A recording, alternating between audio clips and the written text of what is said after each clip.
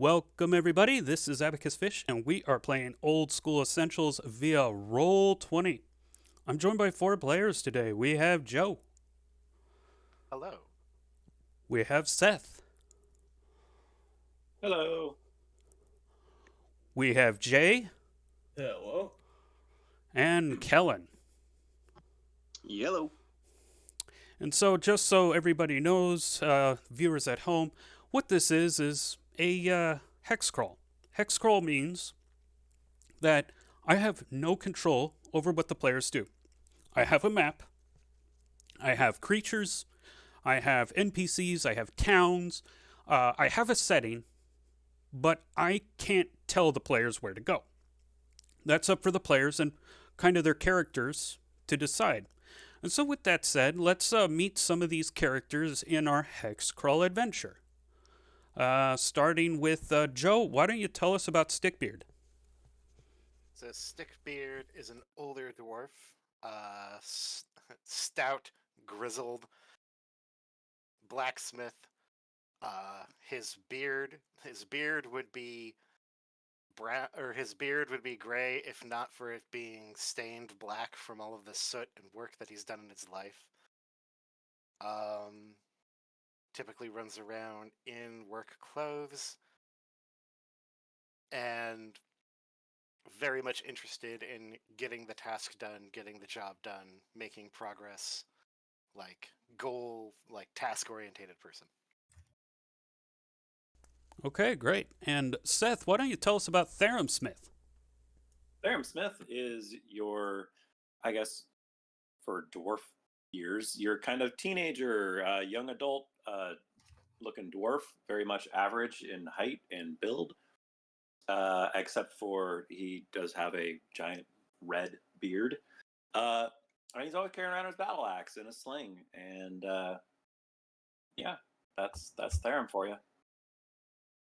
All right. Cedric series is a human, somewhat short, fairly skinny. His most notable feature is a fairly prominent scar on one side of his mouth, where the flesh seems to be a little raw almost.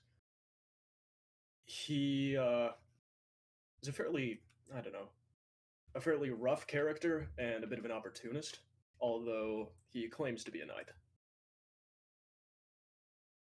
Okay, and Kellen, why don't you tell us about Svardfisk? Svardfisk Farn is an elven fisherman. His life before coming here to the mainland has always been known at sea. It was a great source of discomfort for him to come here, but with the gains that he's made with the party, he's feeling more confident, closer to them, discovering some ease around certain members of the other races. He's of average height with a live build. He has teal hair and cyan eyes, wears leather armor with a fishnet woven in, upon which are adorned seashells. And he fights with a bow. Excellent. Okay. So the party we actually start on the morning. It is Octody, the 28th of Germinal, 7932 year of Cosgrove. Orntish has made herself home. When Orntish showed up into town, she had a backpack, and she has unloaded her tent and has kind of made herself at home, similar to what Jonathan Fairlight has done. She just kind of has found her own corner of the camp. Later that last night, Septity, the 27th of Germinal, as you guys were approaching, or as you the night after you guys Orntish, got herself settled, Vothig returned from the camp, and he brought a bear for everyone to eat. He made a pretty big show of it and ensured Jonathan Fairlight saw, so he could brag. As you recall, on the 26th, Sextity, the 26th of Germinal, Jonathan Fairlight had used a bunch of the money that he had been taking from you guys, and he came back with a bunch of goats for everyone to eat. So this is Vothig's passive-aggressive competitiveness. And so, yeah, you guys had bear that night. Orntish was panicked a little bit when she saw an orc approaching the camp at night. But I assume you guys explained to her, no, he's one of the good ones. Or maybe not one of the good ones. He's one of the gentler ones? I don't know. And so... We befriended them. Yeah. He's a buddy. Yeah, they're buddy. He's a shady motherfucker, but he's our shady motherfucker. Precisely. So, we start that morning. Everybody's kind of waking up. And Orntish actually approaches you, kind of wakes you up, Stickbeard. And she's like, okay, we need to talk about that kraken underneath. Perhaps you can gather a group of willing volunteers and we can discuss it further.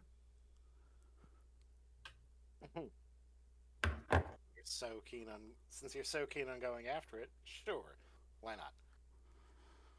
I'll meet you by the campfire. Sounds good. And I do just that. I wander around the camp,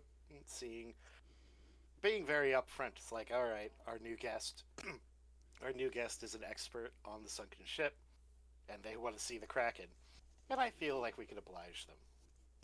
So, gathering up whoever wants to go back into that grand adventure. Okay. With that said, Therum Smith, how are you starting your morning? You're just waking up, and I guess how does Stickbeard find you? Oh, getting my coffee and starting to wander around the perimeter like I usually do in the morning to watch the morning light and just take in the brand new day. I hear Stickbeard's looking for people to go to the Kraken, and I just reply, well, at least this time it won't take us by surprise. Glad to see you're up for round 2. I will add. I'm going to add one thing here. Going to switch your screen real quick. Therum, while you are looking out on the perimeter, switching the screen to the world map. Zoom in a little bit. You can see smoke rising from here. Way over there, huh? Southeast. Yep, to the southeast. There's like a pillar of black smoke.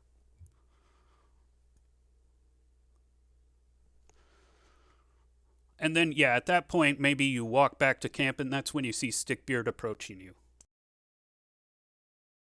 Hey, well, at least the Kraken wouldn't be taking us by surprise, but there's smoke in the distance. I don't suppose. Maybe we should be more concerned about something new rather than something we already know that is there and we are, at least at the moment, safe from. Perhaps we should find out what the smoke is before we make any other adventure plans. So, thick black smoke in the distance. This is decidedly like a fire that, at least from my viewpoint, does not look like it should be going on. Yeah, and as Therum says, we know the Kraken's there, and we know for the time being, we're safe from it. But we don't know what's causing that fire. Although we did hear last time about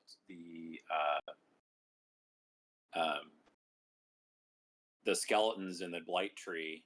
Perhaps they're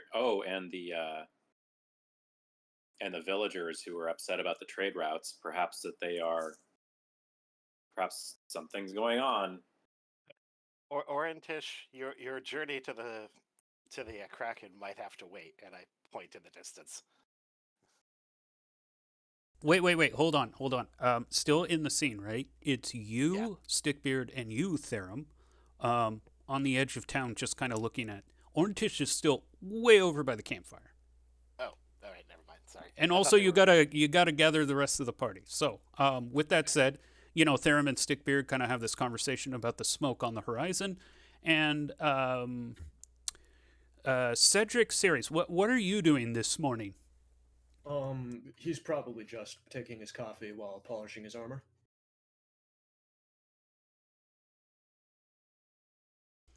Okay. Nothing much exciting, I'd gather. Okay. So, like, you're probably doing that near the campfire or by your own tent, or Assumedly by his own tent, which might be set up a bit farther away from the others. I'm not entirely sure. okay, no, that's fair.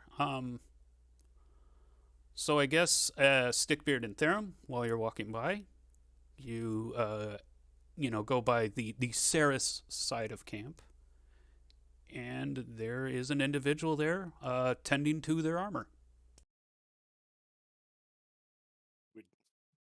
Hail. Hello. So, Morning, and I just kind of, nod with my cup of coffee. I'll do the same. Cheers. Yeah. Cheers. so if you're bored, there are two things happening today. One, we have a guest who'd like to go and see the Kraken. And two, there appears to be a fire off in the distance that's probably worth investigating. Would you care to join us for it? Certainly. This armor isn't exactly getting any, nicer. Good to hear it. Personally, I vote for going for the fires. The Kraken seems like it might be a bit much. Yeah. They're nasty, aren't they? If Yeah. our new guest doesn't have patience and needs a look now, we could always go down there and pop in and show them what we're up against before we head off to check out the fire. But if we check out for the fire, I suggest we prepare. My mind is not entirely made up one way or the other. All right, Svardfisk, what are you doing this morning? All right, I'll go ahead and say that one of these tents over here next to the water is mine. I always like being next to the water. We're gonna say that I am over here and I am just taking a moment's solace and peace with the sound of the waves just kind of lapping up against the shoreline.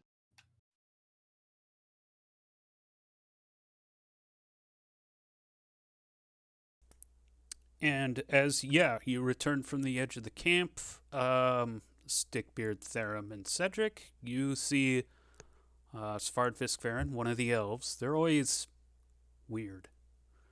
They got serious Queequeg energy. Anyways, he's just looking out to the coast. Bardvisk. We've got a couple of errands to run today. You game? Hail! Hail. What games these be? So, we had a guest come back with us last night who's keen to see the Kraken and the Cavendish. And then this morning, there is what appears to be like a city fire off in the distance. And I point to the black plume. My heart sinks when I hear the word Kraken. So as soon as I see you pointing to the black smoke, I just go, well, that certainly looks like an emergency that needs taken care of. Well, let's get over there. Let's do something about it. And I just start fast walking over to the smoke. I don't like Krakens. It seems we have at least one party member who's decidedly more enthusiastic about one of the options. If he's going for the fire, I suppose I am too. At this point, it's like, where's Orentish? She's still by the campfire waiting for you guys to, come by and tell her, yes, we're going to take you to the Kraken right now. But she's not privy to your guys' conversation. You guys have been, over by the edge of camp. Fair enough. So you could ditch her. You could just leave camp. But, maybe you want to be polite. Yeah, polite would be would probably be good. Flight would be good. We can maybe we can tell her we have some errands to run, and when we get back, we'd be happy to escort her down into the cavern and show her what she's so interested in. Oh, it's like Orientish. That, assuming we've actually made our way over there. Yeah, sure. You guys are by the campfire now. Orntish is, finishing her coffee. And she looks up like, so you guys, what time are we looking at? Are we Well, going now? we would have been going now, but, and I point off into the distance, that does not look normal. No. She kind of looks at other plumes of smoke because, Maurice's Reach has one that you guys can see, and Berry Pont, just because it's a bigger town, you can kind of see one, and she orients it. But then, the one past Berry Pont, she's like, yeah, that one looks peculiar. The Kraken assumedly isn't going anywhere, right? Shouldn't be. No, I think the Kraken lives down there. Well, better to tackle the problem we don't know than the one that we do.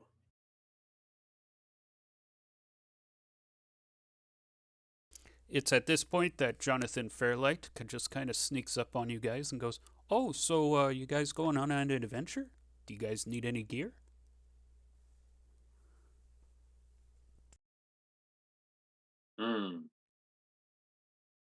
So last time, I think Joe and I, or I think Stickbeard and I, are similarly equipped with crowbars, grappling hooks, ropes, iron spikes, and hammers. Yep. Yeah, so I don't know if you two, and we're both dwarves. I don't know if you two want, torches or lanterns, because we can see in the dark a little bit, but I don't know about you. Yeah, as an elf, I'm good. Yeah. Oh yeah, okay. So I guess Cedric, it's kind of up to you. Would I, out of character, would I want a lamp of some sort? What class are you? If you were going into the dark, yes, because you're a human, you can't see in the dark without torchlight or lamplight. Yeah. I suppose it would certainly be useful.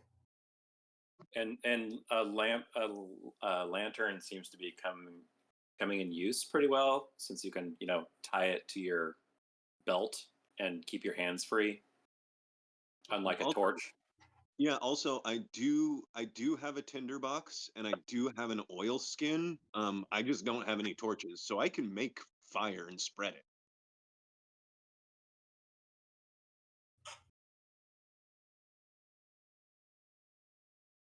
How dangerous. Sounds excellent. So wait, let me get this straight. You guys see a plume of smoke, and it could be a big fire. And your way to solve that is more fire. Fire with fire. There is something called a controlled burn. Where you burn a ring around the fire itself so that it doesn't have any fuel?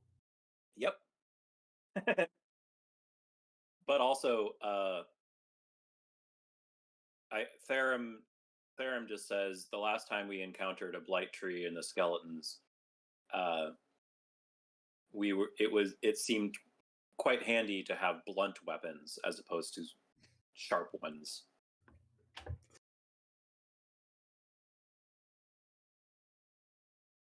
Just in case.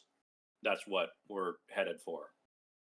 Yeah, all of you can have a club if you want. Club's pretty easy for your camp to make.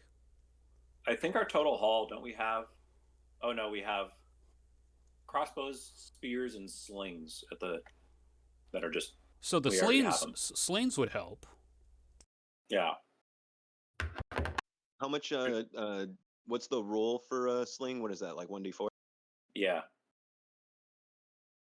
And in short range is anything under 40 feet. I think I'd take a sling. Sounds useful. So it's in the total haul. I'll grab so that. You don't need to buy one. Right. And anyone can just make a club. Like, that's pretty. You just take a big, hardy stick of wood, you tie some rope around it, you have a club. Congratulations, you done it. Would the club last, like, for weeks and weeks and weeks? Probably not, but it will last today. Disposable club. Does the sling or club have any weight? Yeah, it should. Check the gear. Yeah, the clubs are notoriously hard to keep open. You know, the popularity wanes so fast. Sorry. Ha. Very funny. Today we are all jokes, but none of them are good. Mm-hmm. True.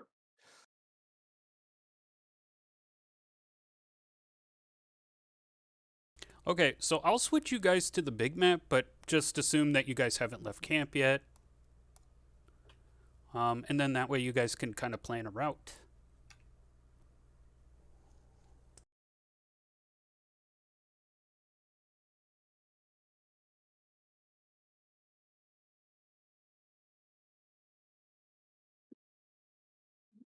So the fire was coming from over here, right? Yeah, look to be where Nerton is. Okay. I'm assuming this blight tree is probably. Yeah, and that blight tree is way bigger than the other one you guys went up against. Like, much bigger. All right. So let's see here.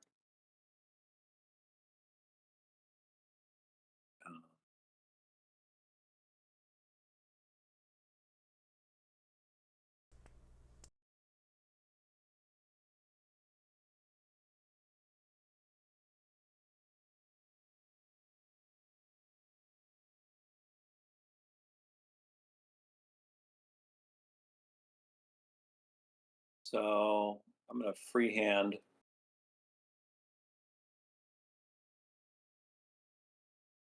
Try to minimize elevation changes here. Oh yeah, what's with all the M's? That is elevation. Every M No, is 250 feet.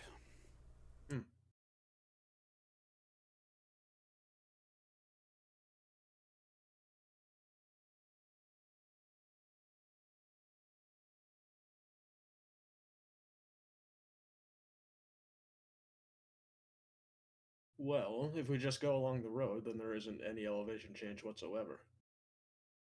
That's correct. Oh, yeah, what am I doing?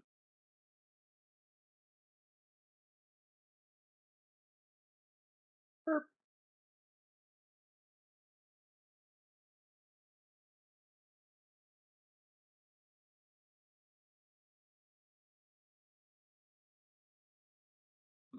Oh, I guess I have to get on the road first.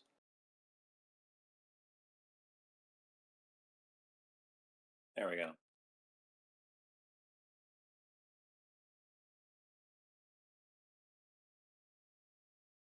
There. 0 elevation change since we're on the road. Except for the first one. So you guys decide to go along the road.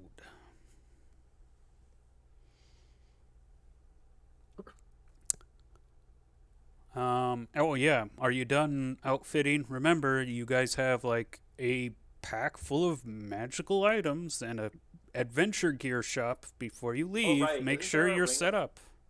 Isn't there a ring of fire resistance? There is. There And is. there's a ring of invisibility too.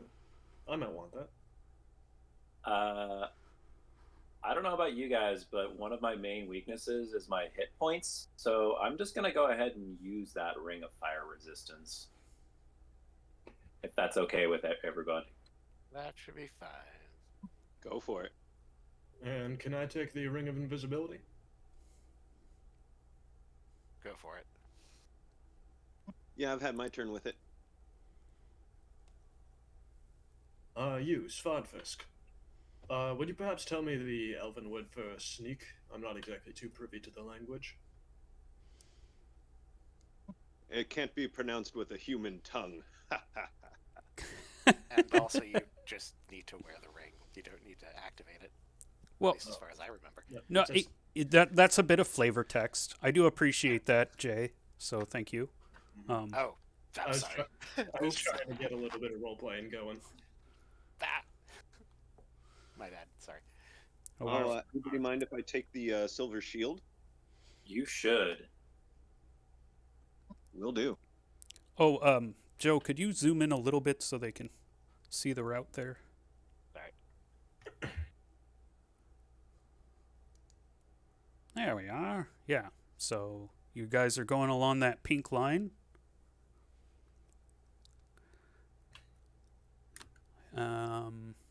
And yeah, just let me know when you're ready. When you've bought everything that you need to buy and you've taken everything out of the hall that you think you need to take out of. Whether you wanted a club or not, or just stay at home. I mean, sometimes people want to go at the clubs at night. Sometimes they want to stay home. It's, Right. yeah.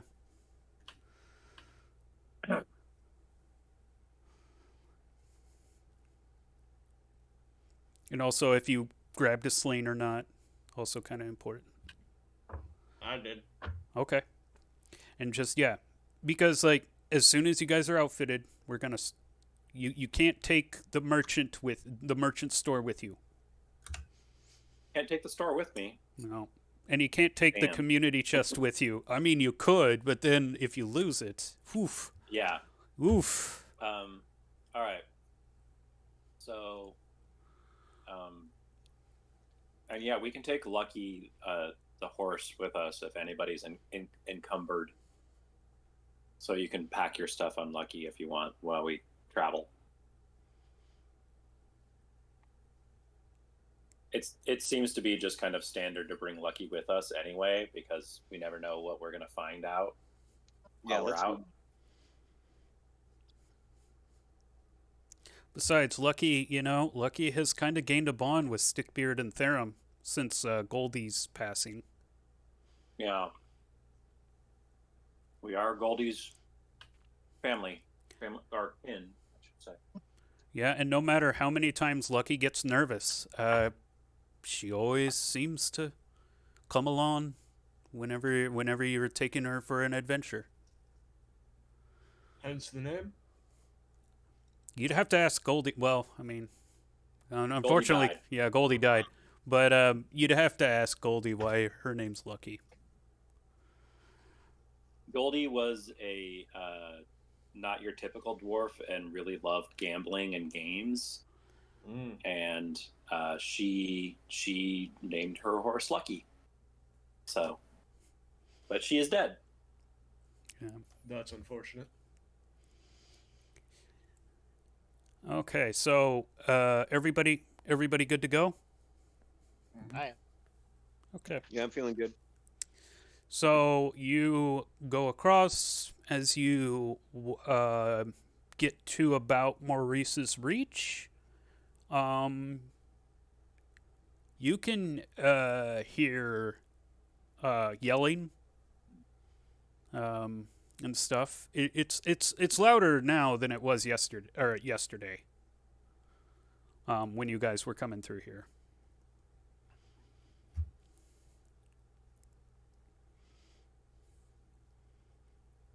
Oh, wait, there was this whole conversation with Orntish, and I think it got sidetracked. But we will ignore that. Orntish is a little miffed that you guys are just not going to go there immediately. But, what's she going to do? She's been waiting for this moment for a while now. A little bit longer won't hurt. Exactly. She's not going to bite the hand that feeds her, so to speak. Because you guys are pretty much the only ones who can guide her to it. Yeah. That she knows of.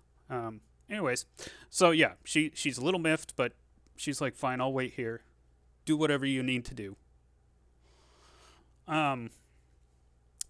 So you guys, yeah, as you approach Maurice's Reach, there's a bunch of yelling. That yesterday, when you guys were passing through town, there seemed to be riots starting around the Farmers Guild. because of the price grain increase, or the grain price increase. And so as you guys leave Maurice's reach, the yelling gets quieter. Berry Pont looks locked up. The gates are closed. Okay. Normally they're open this time of day. Oh no. We should check on the village before we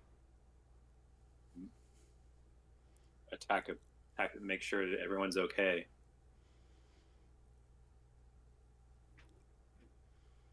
Probably a good idea. Let's approach. So are you guys approaching Berry Pont? The gated. Yes. Okay. This Okay. place. Berry Pont. Yeah. Berry Pont here. Oh. I guess yeah. We're approaching that. Yeah. So it's been about an hour and a half on your guys' walk. So still early-ish in the morning. So yeah, you guys approach the wooden walls, the wooden spike walls, and then there's the herald, which is blue with a green trim depicting a river flowing over a rock. As you recall, this is the River Cobb Herald. And as you approach, one of the foot soldiers looks out and says, "Who goes there?"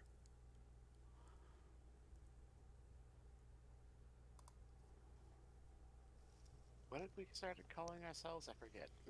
The Vagabonds of the North Shore. There we go. Okay. Oh yeah, that's your title, by the way, on your character sheets. Vagabonds of the North Shore. Anyways. Who goes there? It's us, the Vagabonds of the North Shore. Ah, are you brave are you fellers and other things. seeking entrance? Actually, we saw fire in the distance, further south, and we thought we would go and make sure everyone is okay. I would suggest against it. That's over by Nurton. Sorry Do to you know of say, any- but probably one of the positions to stave off the advancement of the undead has fallen. Those are some of the rumors I've been getting. But yes, I see the plume of smoke too. Perhaps they need reinforcements. I'm not willing, as captain of these walls, I'm not willing to risk my men. The defense of Berry Pont comes first. That is your charge. However, we are the Vagabonds of the North Shore, and our charge is not the protection of this particular city. Then get yourself killed, for all I care. How charitable of you. So Unfortunately, we can't get ourselves killed if you don't let us through this gate, because it happens to hold a road that we're traveling on. Oh, you guys can go around it. Oh, we can?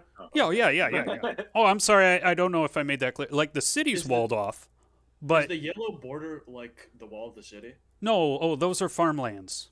Oh. So yeah, you guys are in the midst of farm fields. There's a forest to the northeast, and a wetlands to the south, and a river that just kind of flows across. So this strategy is better for you. One of the posts against the advancing horde may approach, and you're not even curious enough to get eyes on it. What is your job, Captain? Because you don't seem to be doing much of it. You can be on your way. And he kind of like walks away from the wall, and he kind of whispers something to one of his other soldiers. before he kind of leaves the gatehouse. I just shake my head and say, "Cowards, we have no use for them." Exactly. Best be. We're on our way. We have no quarrel with these guys at this time. Suppose we don't. Now, do we have an invasion to stop? Suppose we'd better go check. So you guys get like, it's about 40 minutes, 30 minutes, 40 minutes later. You guys are about here. Oop, moved it. Whoops. Move it back. And as you're, walking along the road, a horse is riding towards you at full sprint. Is there anybody on the horse? No. Oh dear. Do any of you guys have any kind of I don't know, animal ken or anything? I mean, we have Lucky. I don't know if the horse is gonna, I don't The know, horse. slow down because Talk to the horse. right. Yeah. We're sending in the horse to negotiate. I'm sorry. You're an elf. I thought you had kinship with animals or some such. You guys can roll a charisma check if you wanted to try and woo the horse. Yeah, my charisma's not that good. That's why I was asking. My charisma's 15. Yeah, do it. Do I just? Congrats, you're the official horse whisperer. I've never rolled dice in this system. What do I do? Oh, so on the character sheet, you can just click the attribute and it should do the check automatically. Okay. No threshold modifier? Nope. No. Okay. Whoa! Okay. Hey. So, Cedric Sirius, growing up on a farm, you just kind of have that with domesticated animals, you have that natural sense with them. The horse goes running up. You walk up with arms outstretched to pause it, and it does the and it puts its hooves up, but it eventually goes down, and you're quick to get it around the neck and start petting it, and like it lets out like nervous whinnies for a moment, but then it starts soothing or being soothed. You can tell that it has a bridle. It looks the herald on the bridle is blue with a green trim, and it's depicting a river flowing over a rock. Oh, damn. Right, so is that the city we're going to? That's the city you came from. Oh. Well, this is the city that we came from. This is a horse without a rider. Maybe, what do you think? Do you think this will convince them that there's trouble coming to them? That, or the fact that we're a horse thief. Oh, God, that's right. Humans and all that. Wait, humans and all that. You're an elf, I suppose. You're not much of a thief, I take it? The only things I steal are fish from the sea. Well, if you go riding up to the gates on one of their horses, maybe that'll convince them. Oh, no. We're trying to gain their trust, and we already know they don't like me, and they shouldn't. I don't like them either. But perhaps they would trust a human who returns their horse. I suppose I am trying to be gallant after all. Well, should I go alone, or would you come with me? I think we should, I mean, what do you guys think? I think we should, be there for support, but let you take the lead on this one. All right. Well, sorry, I had to sneeze. I suppose that it's not that far of a walk. I could just go there and pop back, see if we got any support along the way. What think you, Stickbeard, Theron? I figured we'd go in as a group. Stick together. And we will be there with you, and we'll let you do the talking. All right, then back to the town it is. Okay, so about 30 minutes walk back. So it's been a few hours now. It's still morning, but it's getting to be mid to late morning now. Guys ride back, and yeah, there are soldiers standing at the gate. And the horse that we found was coming from the place that was going up in smoke, right? Yes, it was running the opposite direction. You guys were going southeast. This horse was running northwest. Hey, we found one of your horses coming up from that pillar of smoke. One of the soldiers looks down and kind of looks at the heraldry on the bridle and goes, "Oh, I think that's Lady Anna Rivercob's horse." "Oh no, is she in trouble? We should tell the captain." And Well, there's we a found scuffle. horse, but not the rider, so I'd assume so. The gates open and the captain walks out. This captain, he's average height. He's got brown curly hair, brown eyes, with tan skin. And of course, he's wearing like a gambeson, which is basically like a padded shirt that has the blue and red or blue and green colors of River Cobb. And he inspects the horse, and he goes, "How far down the road did you find this horse?" 30, 40 minutes, but it was running right at us. Then, she's in trouble. I didn't even realize that she was at the battlement. I thought she was back at the patrol camp. I will have to let Lord Rivercob know shortly. I will send a pigeon. Thank you. And he goes to take the horse. All right. Shame, I was sounded like they were quite fond of the thing. He looks you up and down and reaches into his pouch, and he gives you 5 gold coins. Ah, thank you, sir. Now, would it be too much of a trouble to ask for some guards to accompany us to where you think this horse had come from? He's like, "I'm not gonna risk my, giving you the same speech before." But then 2 of them go, I will go. Ah, seems you have some good men in your employ after all. Well, come along, lads. It's not too much of a journey. Captain, looks at the 2 guys, looks like he's about to discipline him, kind of puts his hands on his hips, and goes, "Go on then, before I change my mind." And they, kind of walk along with you. All right, well, welcome to the party. The gates close as you leave. And let's go find this Anna Rivercob, was it? Yes, Lady Anna Rivercob. She is the younger sister of Lord Rivercob. Otis Rivercob, the older brother. Lord Protectorate of the Kingdom of Vassith.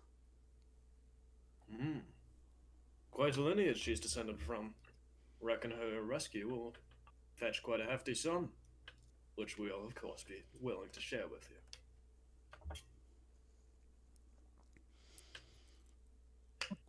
I clap my hand on the back of one of the guards and say, "It is good to know that there are at least some men of courage here." Yes, I was about to say the same thing, but for fear of losing my head from my shoulders. Now that we're out of earshot of your captain, I can say that, well, my elven friend here is a bit right. You 2 are some of the bravest men in that outpost. May not be saying much, but it's true. Thank you. I just...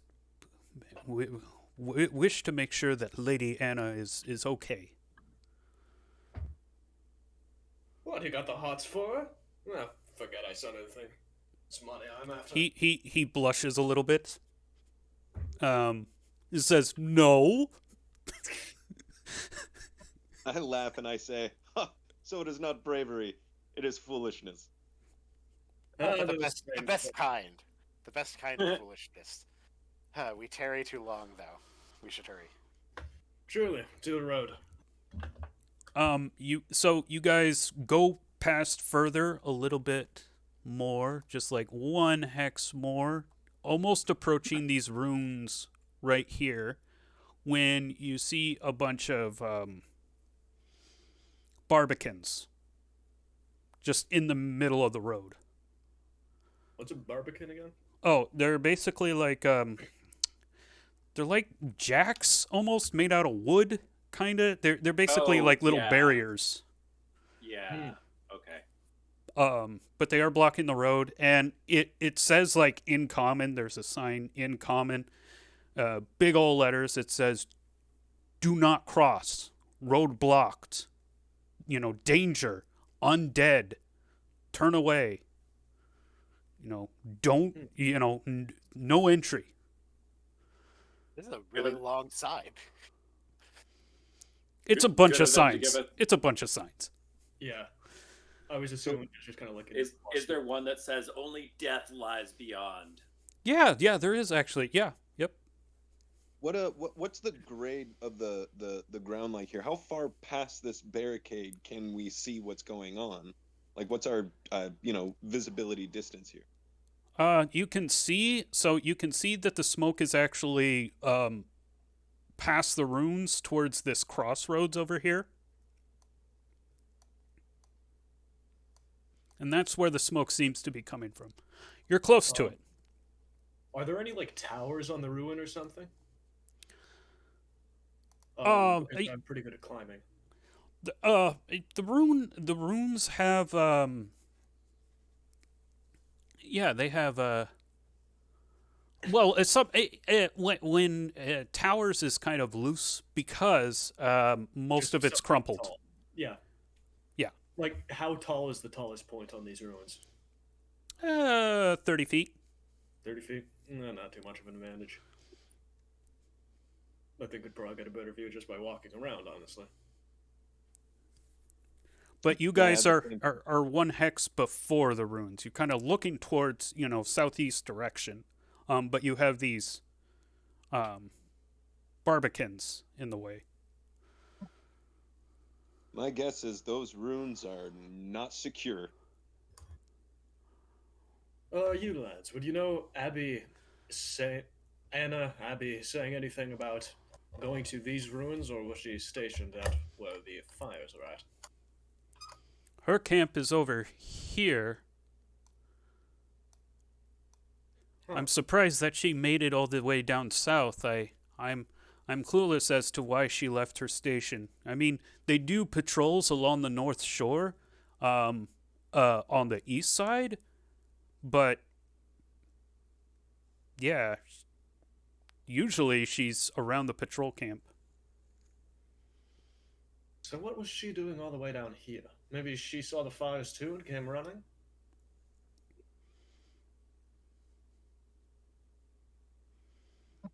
What do you two lads think? Does that seem like something she'd do?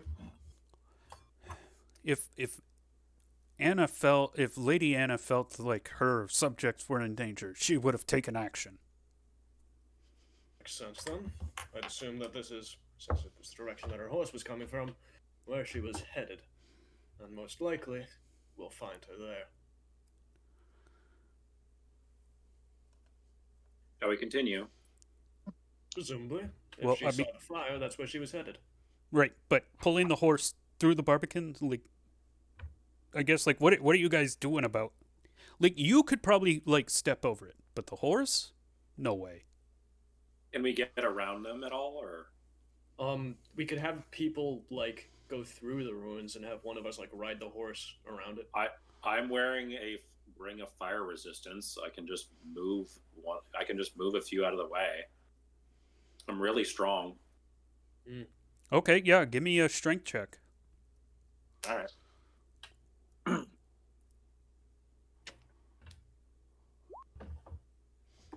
All right. So rest of the party kind of hangs back. Theron walks over to one of the barbicans and just, lifts, squats it up into the air on one side, pivots to make the barbican perpendicular so it's no longer blocking the road, and drops it. Mm. Strong.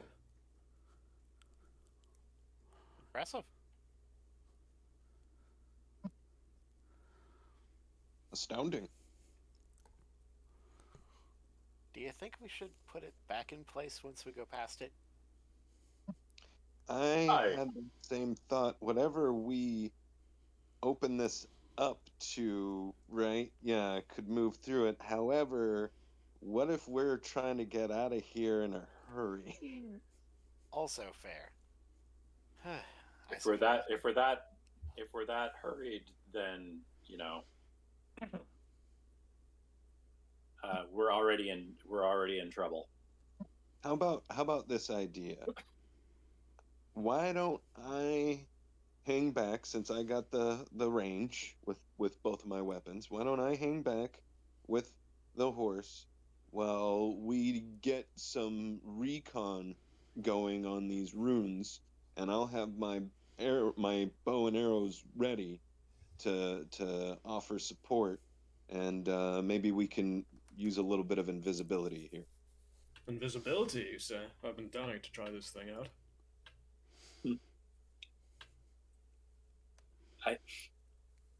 Sorry, I just had a thought. Does the ring of invisibility work on a horse? What are you gonna put it on? I don't know. It just popped into my brain. Also, I think the horse would have to speak Elvish in order for it to activate the ring. That's true. And then how do we? Okay. So Well, what you if need you- is a horse that knows Elvish. And has fingers. I mean, I So, was thinking, anyway. so what you're looking for is a druid. Yes. Yeah. Yeah. It's the horse with fingers that speaks Elvish. You know, they're not too uncommon. All right. Well, if you want to hang back while we check out the ruins, and then we can, at least make sure that the ruins are safe. Let's try and be quick about it. I will, I suppose, activate the ring of invisibility and go sneaking about. And we're right behind you. Mm-hmm. Assumedly. I mean, you can't really see me. So what I'm understanding is you guys are kind of splitting the party up a little bit, where Svardvisk and the horse hang by the barricade, and the rest of the party advances. But then the one who's invisible is advancing further. Yeah, seems like it. Yeah, my plan was that everybody else stays back, and because I'm invisible, I can just kind of do a bit of a scout. Oh, okay, Yeah. okay. Yeah. You'll be a what's scout. what's the distance between this roadblock and the ruins? Oh, it's less than half a mile. Oh, okay. Well, that'll go fast. I'll be back in a jiffy. Don't miss me too much. And I'll whisper the elven word for sneak and start crouch walking my way over to the ruins. Okay. So what do I see on approach? I will get to that. Here we are. And I'm just adjusting the map here, and you should...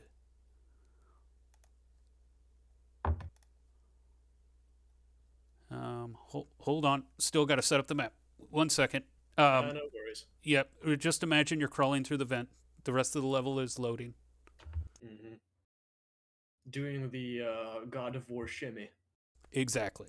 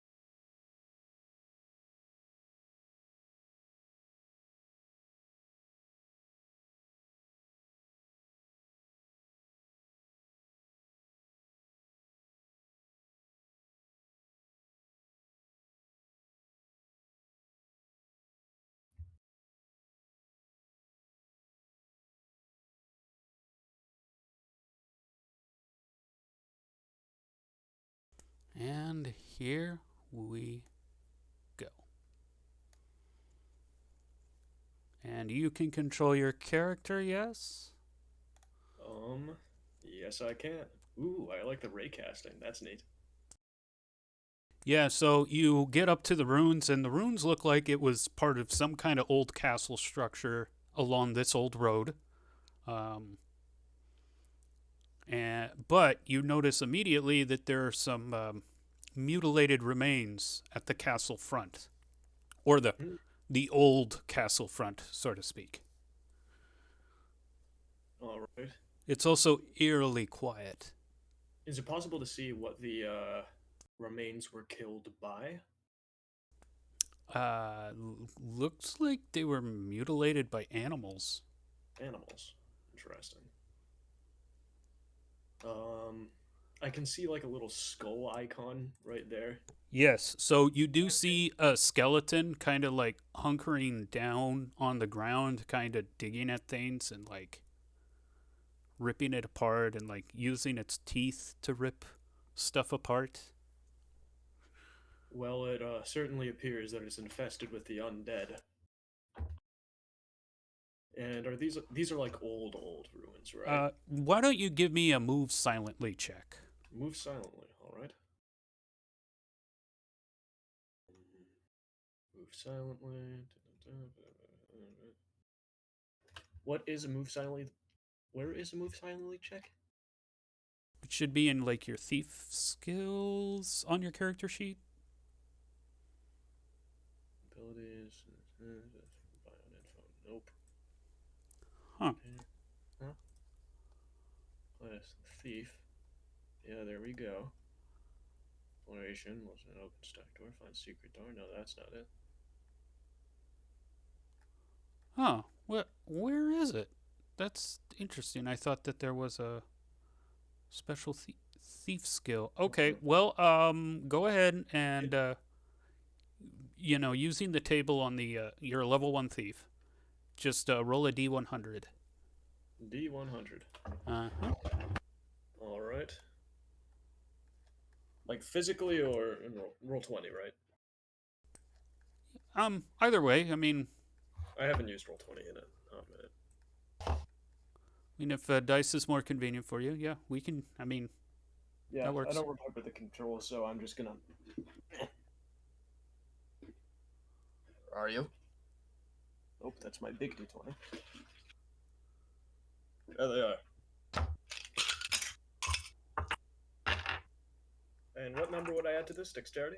No, you just roll a D100 and give me the number. 50, even.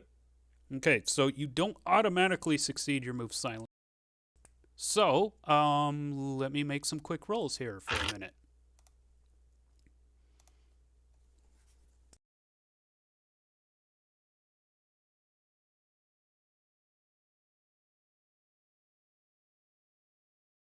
I really like these dice. They're made out of steel or something. Nice. I also have like an oversized D20 that is additionally made out of steel. I can't roll it on anything because it just dents it. So, this skeleton takes notice of your general direction, and this one takes notice of your general direction. As you like kind of move past the gate a little bit, and you're looking on the other side, you must have like brushed the gravel just a little too hard. But like both of the skeletons are kind of looking over in your general direction, breathlessly. The only sound they make are their bones creaking. Well, I'm pretty sure I figured out why all those signs are around the ruin. I've kind of gotten what I came here for. So I suppose I could just leave then, right? Yep. All right.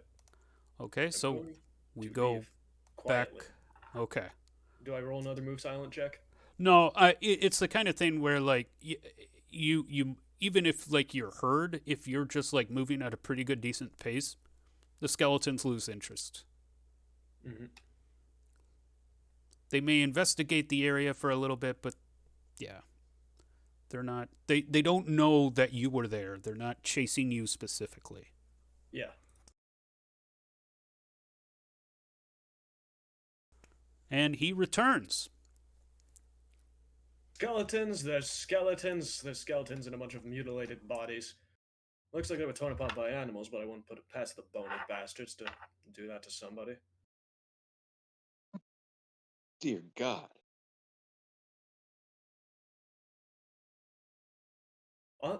There's How not. many? How many? How many, man? How many? Well, I barely managed to get through the gate before I accidentally alerted a couple of them, without being invisible. That wasn't too big of a deal. From what I saw inside of the gatehouse and in the courtyard, there may have been about 6, 8. There may be more, but I didn't see them.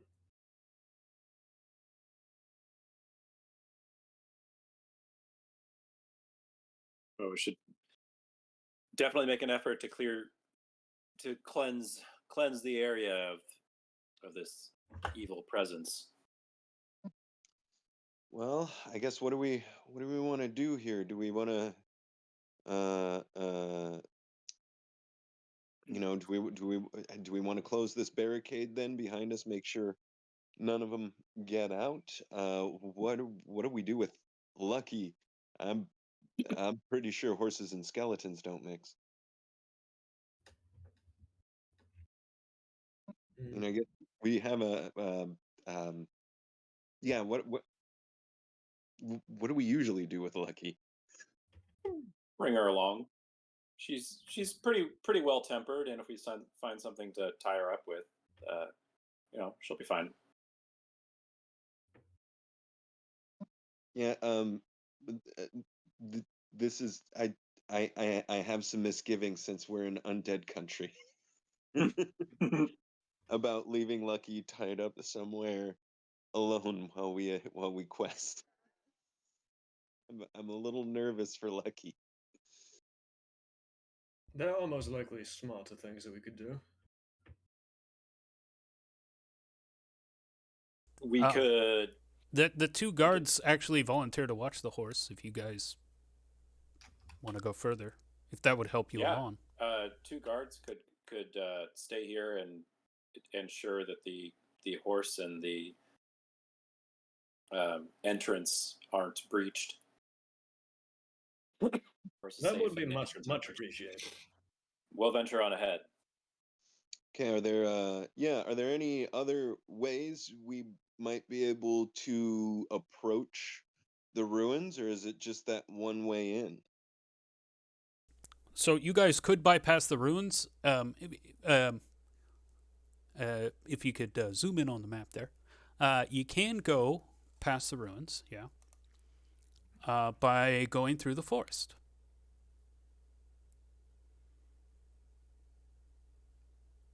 All right. So. Well, are the skeletons going to be getting out at all, or is the barricade sound enough?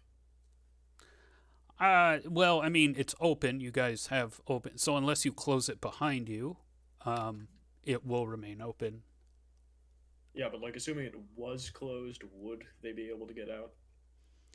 It would slow them down. It would slow the skeletons down for sure, but completely stopping them, undead have nothing but time on their hands. Their skeleton hands. It's just a matter of time before they get bored in the ruins and move on. I mean, if we don't do something about this now, we're just kicking the rock down the road. After all, we are gallant. We are men of bravery and honor and whatever else. I suppose we should take care of this problem before it bites anybody else. What say you? I'd agree. Well, it's decided. Shall we? Yeah, I'm curious to see. I mean, is there a way we can look at other points of entry into the ruins? Because it looks like that was the west side there. What if we check out the north side? Again, to get basically on the other side of that wall, you'd have to go through a forest. Okay, right. Well, And yeah, how do we want to deal with these skeletons?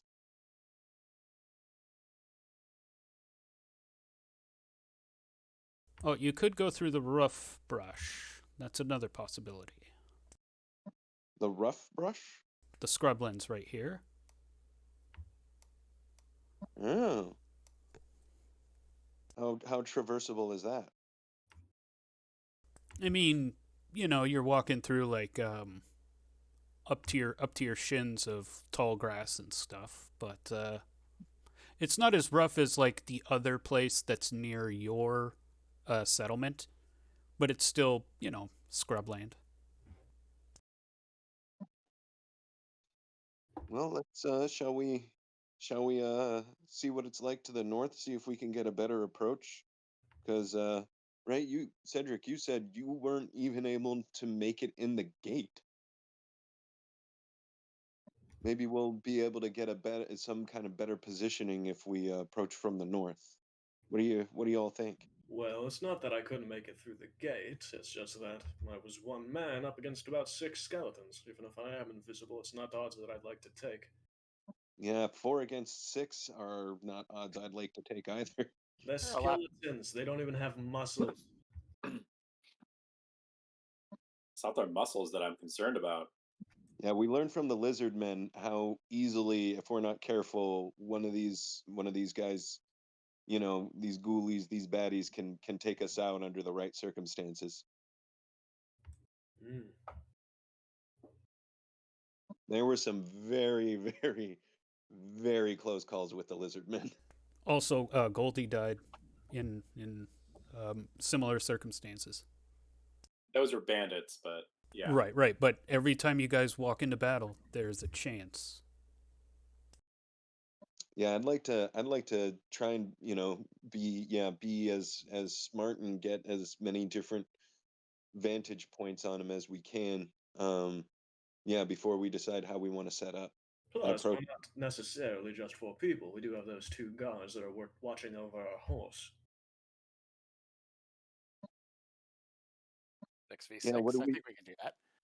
what do we think? Do we want to just go ahead and bring them up here and just leave that area? Do we want to close it off and leave Lucky back there and come down here and just make It sure did none look of them get past us? it did look like the skeletons were pretty spread out in the ruins. I don't think that we'd be battling them all at once. Most likely not. All right, well I think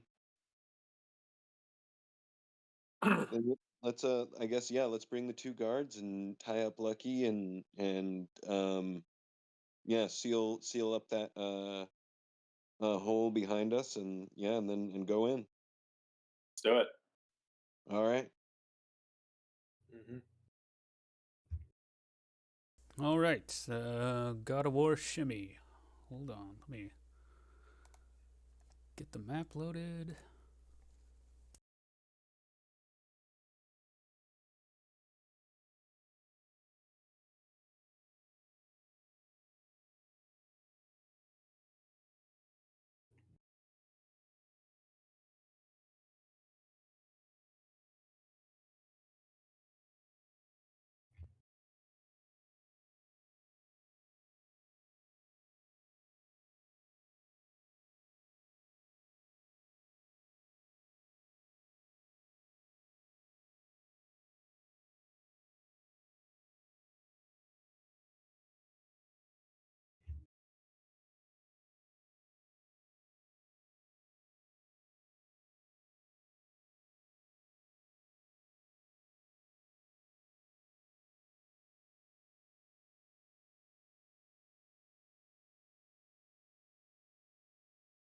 There we are.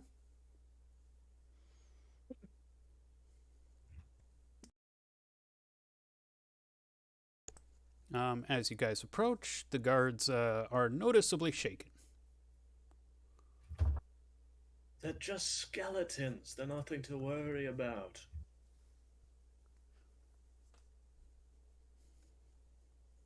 Right, yeah, yeah. One of them kind of is like, saying, trying to convince themselves more than you. Hmm.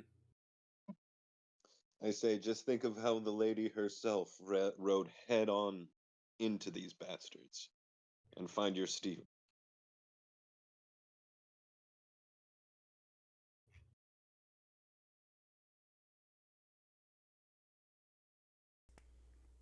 So yes, the skeleton you can see is just kind of meandering around. Well, it looks like we could form a choke point there.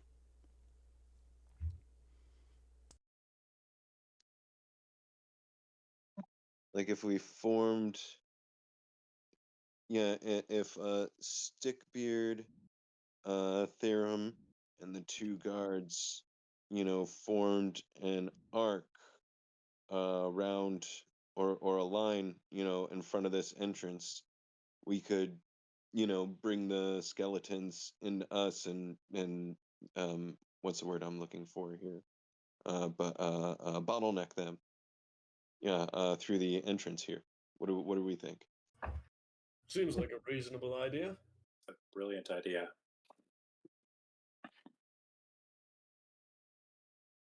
And we all have slings, so That I'm is true. assuming that my bow won't be too effective against them. Right? I'd switch to a sling if you have it. Yep. Anything blunt was better than that. Well, I've got a sling. So I think that I should be fine. After all, we are on a gravel road, so it's not like we'll be tight on ammunition. And should we should we all just hang back here and start hucking rocks? Seems like a good idea to me. Yeah. Let's see here. So, Cedric, you will get a +4 on your first attack, and your sneak attack is double damage. Alright. I will sling at one of the skeletons. Which one? Go ahead and ping it. Suppose the closest one, that guy. Okay. And is it in short range?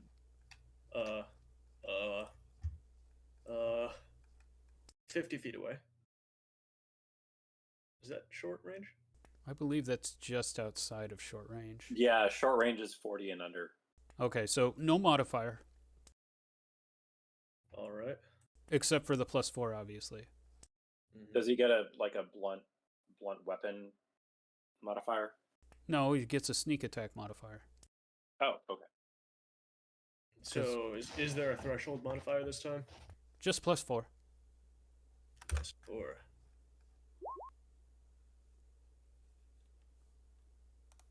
What? Attack of 0? Oh, try just 4 instead of +4. That might be messing with the math. Okay.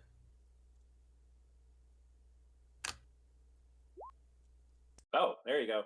There it is. Okay, and because it is a sling and it's beyond attack score 20, it's also double damage. So you roll 1, but you really hit for 4. Oh, nice. So I would have hit for like 16 if I got a 4? Yep. Cool. You hit that skeleton right dead center between the eyes as it kind of turns as you start getting into position to show get the sling, and just as it looks at you, the sling flies true, goes right between its eyes, and it breaks its skull, and the rest of its bony body just falls to pieces. Nice. Everybody else, yeah, this is your sneak attack. I'm giving you guys like one sneak attack round, given the situation. So everybody else.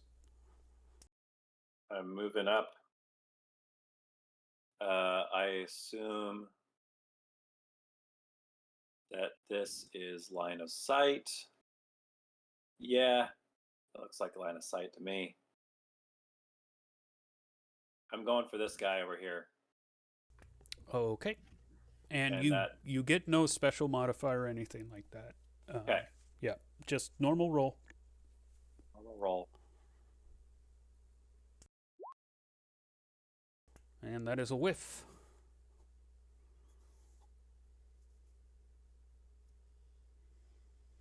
And everybody goes on the same initiative here, so who else wants to... Oh, except for... unless you're using a slow weapon, but I don't think anyone is in this circumstance. I'll scoot my little self up there and go for that one. Okay.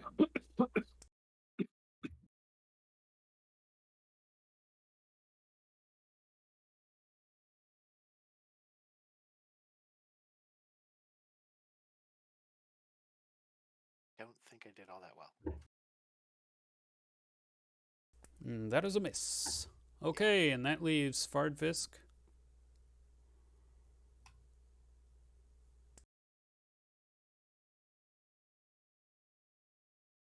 I'll go for that one.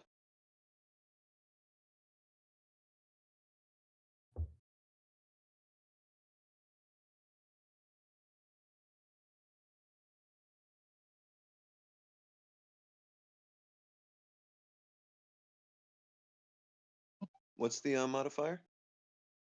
You get... I don't think you get a modifier. Well, I mean your dex, but that should be included in your attack. Okay. And that is a hit, I believe.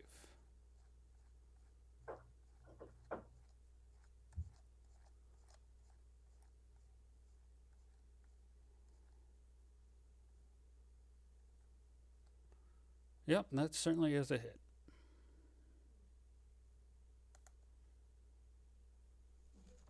And it was this one?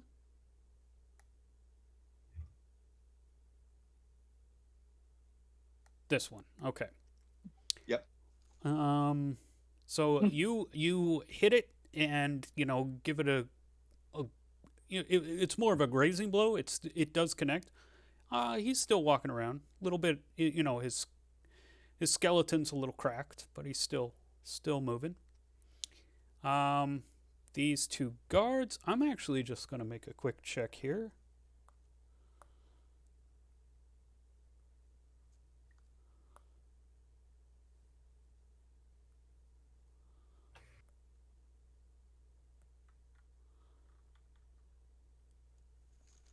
All right.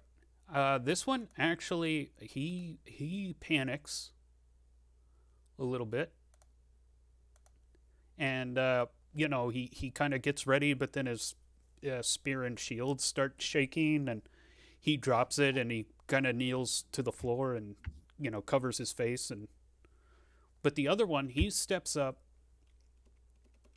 next to you, Stickbeard, like kind of protecting the flank a little bit, and he's got his spear out, but he's not advancing.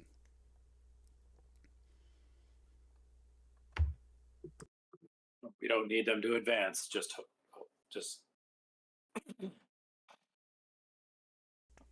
And now it is their turn.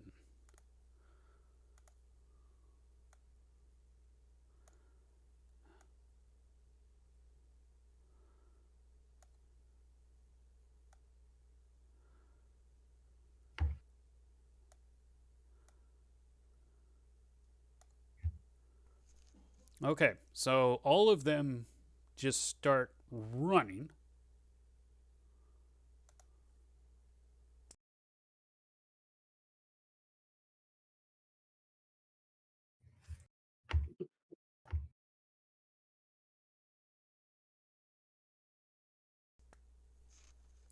And also, you notice a couple of them running around the corner here.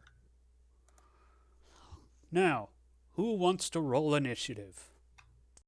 I've got pretty good dex. All right, do it. Roll Okay.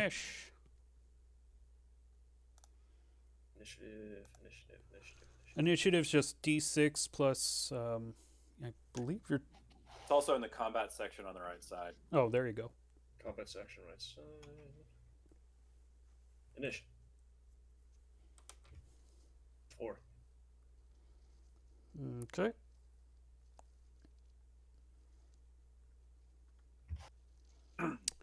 Skeletons go first. Oof.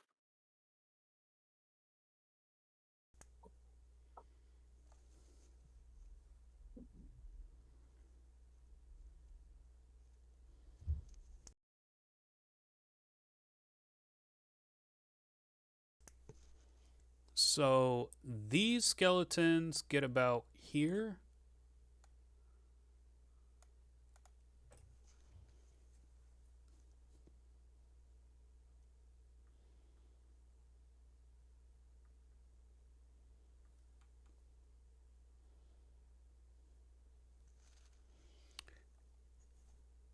And Stickbeard's armor class is probably above a 5.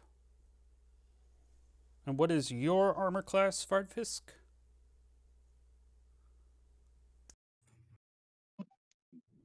Let's see. Leather armor. And I have the silver shield. 8. You should use the number in the brackets.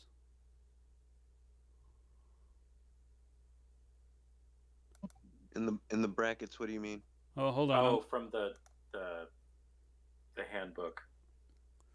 Yeah, there are two armor classes because this game is absolutely because the game has new rules. Oh, Oh, Yeah, no, it's weird. You should. I have, You have leather armor yes, and the silver shield. and a dex bonus. It looks like. Yep. So that should be 14. Oh, damn. Okay. 14 AC. Yeah. That is a near miss. The skeleton sword,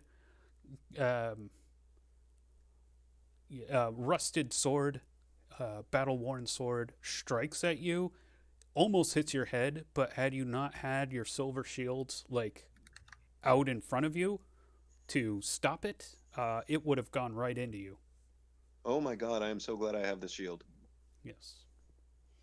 And then the one that strikes you, this one on the bottom striking at Cedric, misses. Oh, no. Oh, yay. Yeah.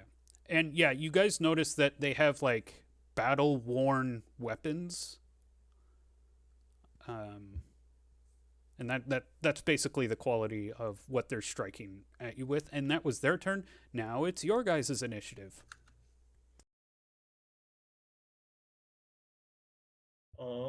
So do we like decide a turn order, or is there like a set turn order? You guys can go There's- in whatever order you want. How about I go first and try for, since I'm kind of like down here. I'll go first and try to hit this guy right there. And that is short range. Oh yeah. So +1. Yep. Okay. There we go.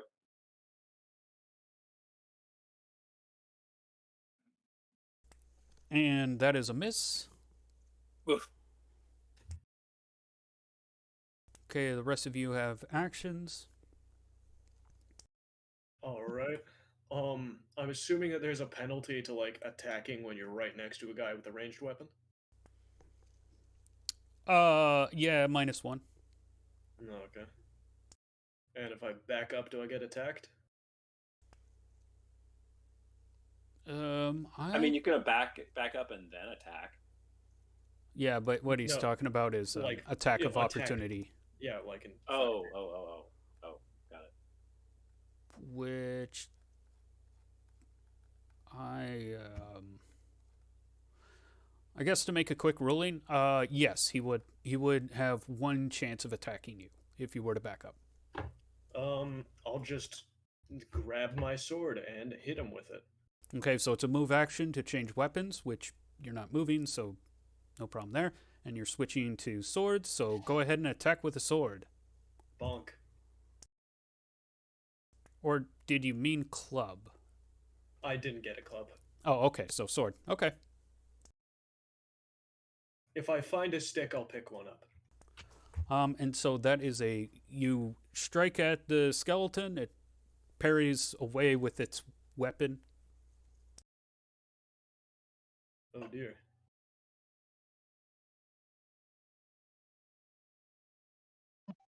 I'll go ahead and take a swing at what was the guy who was attacking me? The one This in the dude? middle. Yeah. Yeah, I'll take a swing at him. I'm sorry, I don't know where I put my copy of the handbook. I can't find it in my folders. What's the damage on the club? It's 1d. 1d6. Okay, so here we go. Swinging my club.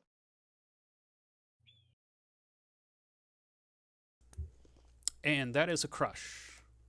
The club bludge weapons do 2 more damage to the skeleton. So you swing, you hit it in its kind of sternum collarbone area, and the momentum of the club just keeps going, and the spinal column and rest of the structure of the skeleton crumbles.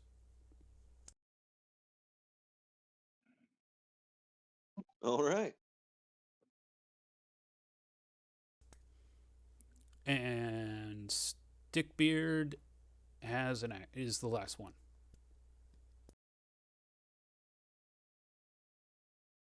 I switch out my sling for a club and go for the skeleton right in front of you. Right in front of me. Nothing too fancy. Okay, give me a roll.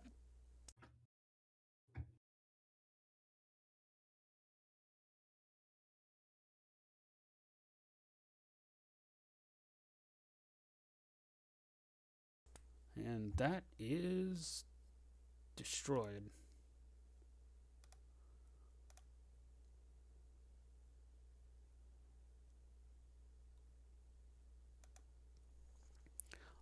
This guy, getting a little confident, walks over here, decides to strike this guy over there.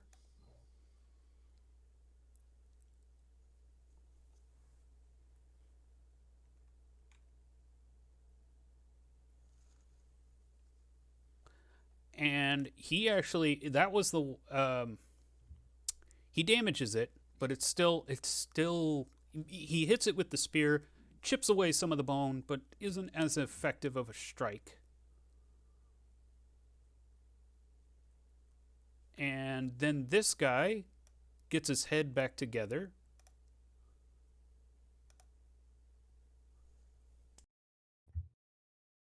Let me take off the modifier, and he gets into position about here.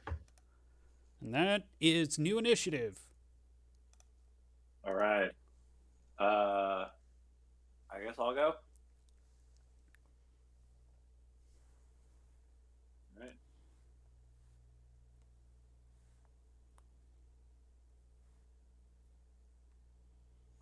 You go Go first. for it. Yeah, alright. Oh, we go first. You rolled Awesome. a 4, they rolled lower. Yep. Sweet. Oh, Then I'm so gonna initiative do my. changes every round? Yeah, it changes every Yeah. round, but only one person rolls initiative, and you guys kind of go on team turns just to Sweet. speed up combat. I like that. So I'm gonna do my sling at this guy again. +1. Hey, that's a bit better. And that crushes it. You're able to just kind of get it where the spinal cord meets the skull, and you sever it.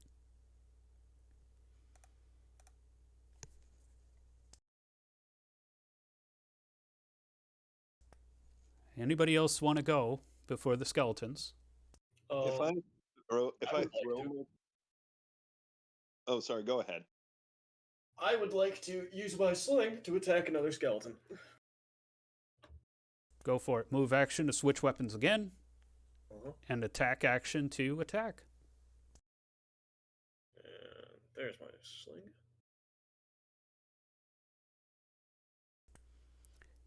And were you hitting the top one or the bottom? The top one is damaged. Let's go for the top one.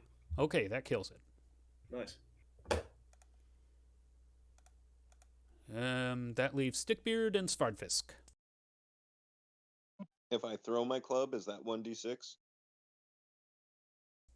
Sure. Yeah. Yeah, I'm going to throw my club at it. Okay, it's at medium range. Clubs aren't the best to throw, so medium range.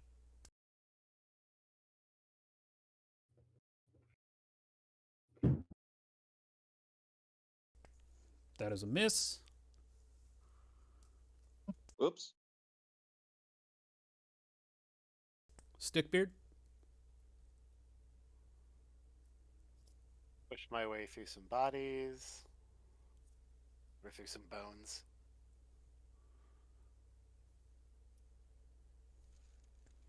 That is a miss.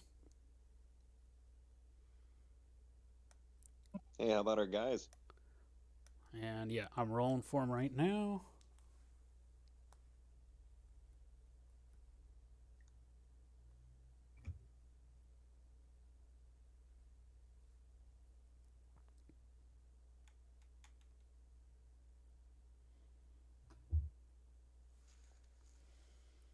Oh, and despite the damage penalty, one of them does hit and kills him with the spear. Drives it kind of into the bits of the bones, and then just kind of snaps the spear up, and the dusty bones break apart.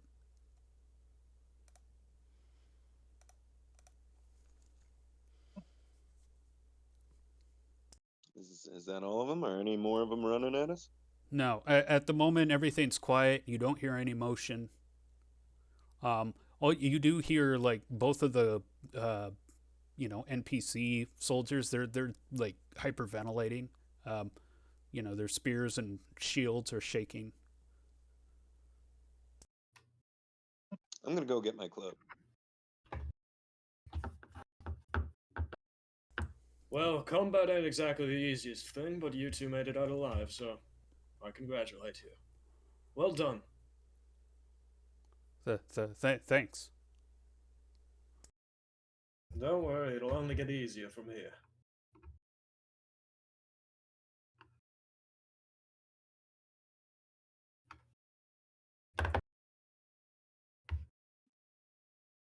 Yeah, so what you see is, it looks like at some point there's actually a torn down tent kind of in the distance.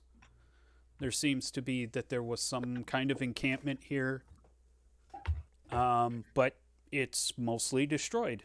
And the human remains that are here are like, well, they're chewed to pieces.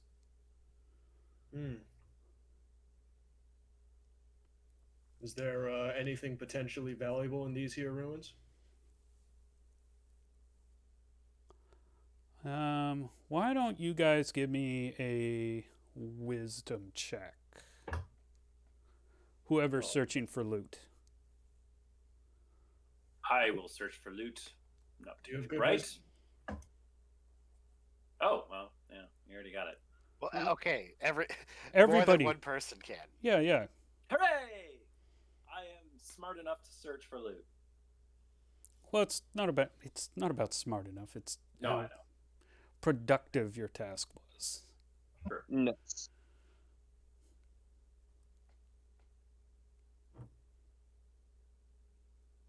Okay, so Stickbeard and Therum, the dwarves, looking around amongst the pile. You find a short sword. Ooh. And a spear. Those are so basically everything else. It's like, there is a soldier that has armor, right? But the remains of it, like the armor's ripped up, most of the body is, torn, that kind of thing. You find a battle axe, but the axe has got a huge chip out of it. Like, a battle occurred here. You're getting the idea that, like, a fight happened here, which isn't kind of too surprising. You guys did push past a barricade. So, like, and you, Therum and Stickbeard, you've heard multiple times about how bad how overrun Nurton is with undead. So like you guys haven't even approached Nurton, and you're already kind of seeing the destruction of it. Mm-hmm. Appears to be quite widespread then.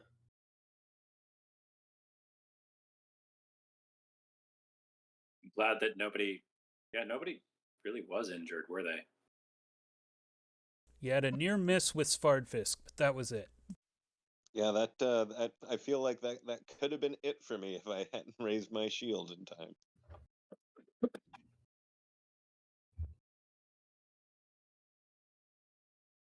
Well, with this tower secured, should we push onward or should we go back and report how, what do you think?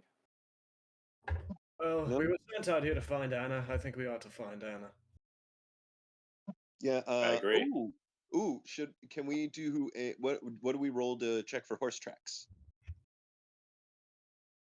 Yeah, That's a good idea. I would say intelligence. There are a lot of tracks here for you to actually discern what can be identified as a horse and what can be identified as like random person or animal. That is an intelligence check.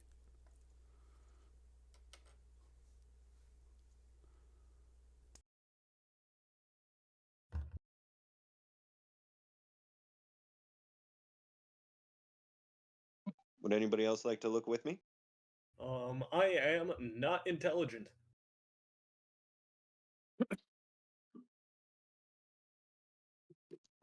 Yeah. Oh, I'll look around after I look. Oh,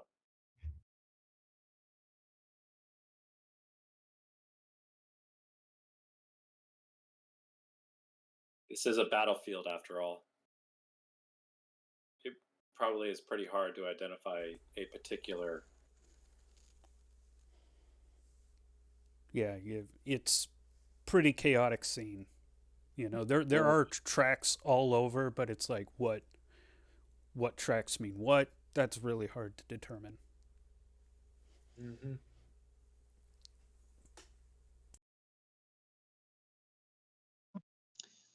Well, as we could presume that she came from further on.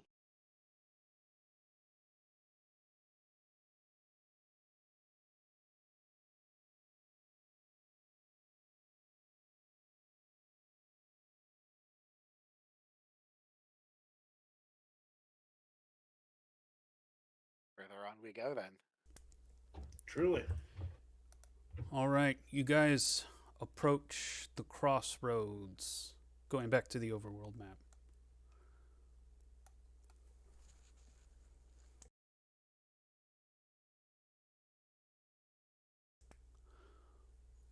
So you guys were... Well, let's get these positions ready. You guys are over here by the runes. Now you guys approach the crossroads into like what would be considered the territory of Nurt. And yeah, you can see the blight tree. Like you see a town. Oh, and the pillars of smoke. Guys are looking around. Looks like part of the encampment got set on fire in all the chaos. Well, that explains it.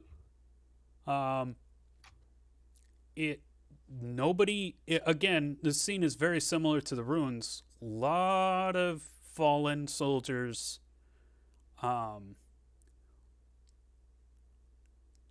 But this time you don't see any undead immediately as you approach the crossroads. So you guys can invest, like, basically you guys are kind of like, you can see the encampment, but you guys haven't, like, gone in to look yet. It's up to you whether you want to investigate.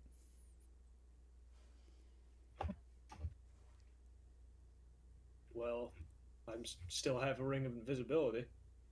All right. I'll go investigate. Shimmy, shimmy.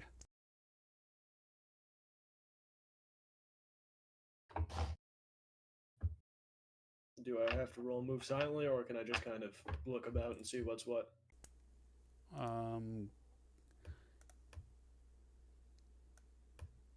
Getting to that.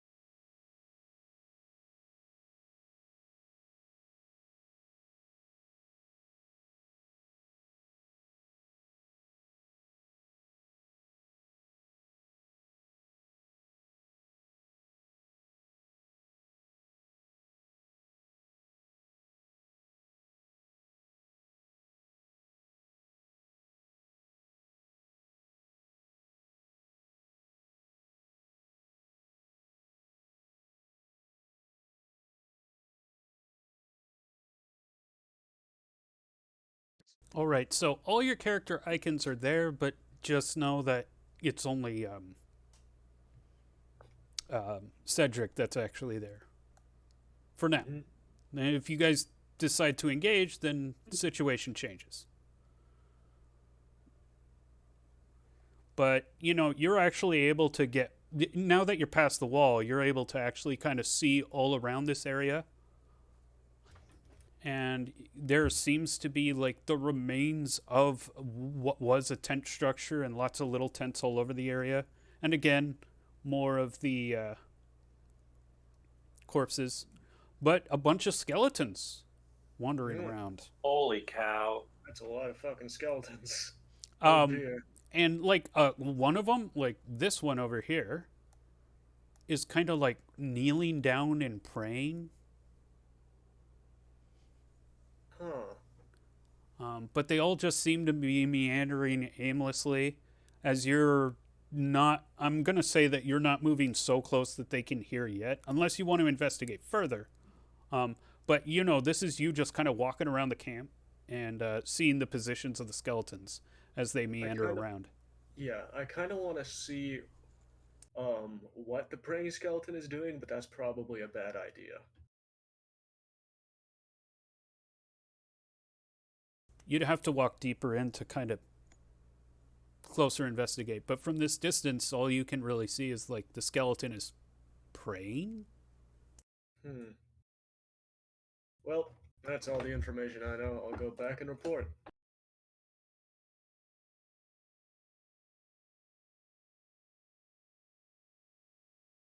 And you're back to the overworld.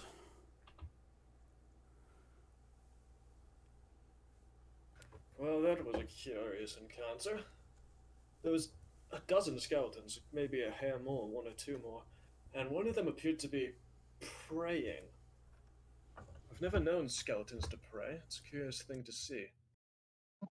What god could a skeleton have? It's a curious question.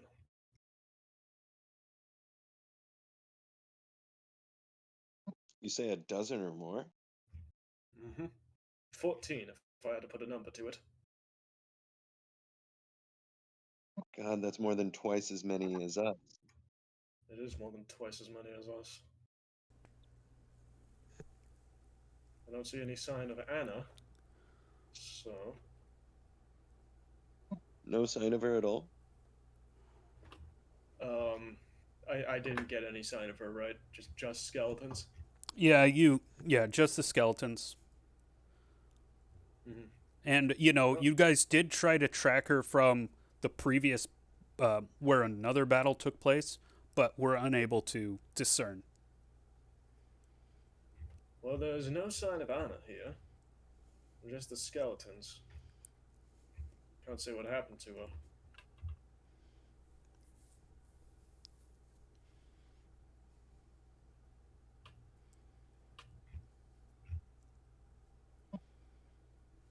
Well, what do we want to do here? Do we want to That's a lot of develop skeletons. do we want to try to develop a strategy to cleanse the town, or do we want to continue to look around for the lady? I'd argue that it's too Feel many like- skeletons. We should. How are skeletons with fire? They'd burn like normal skeletons burn. So not very well. Well, no, they are drier. They are drier. The skeletons are drier than. So, probably a little bit better than average.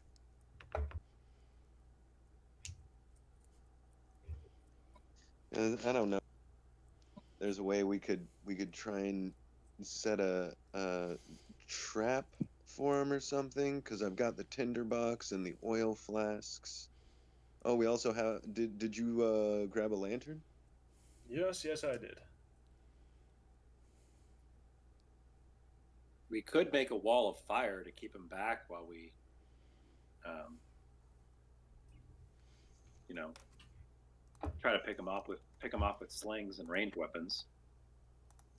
And then I suppose we could, in fact, use the fire as a sort of makeshift barrier. Yeah. It's an interesting idea. If we do need to fight them, I'd suggest doing that, yes. But it's not a necessary encounter. So how much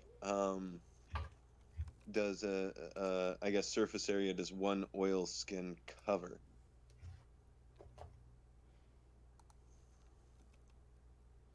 I got 3 of them. I feel like that should be a lot. That should be enough to light us up the skeletons.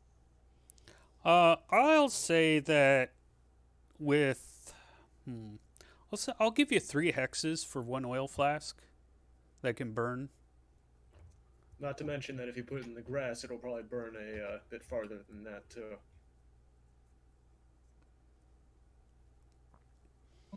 Oh yeah, right. Yeah, right. Because oh yeah, what how is the wind blowing? Is it in our favor? Let me roll for that.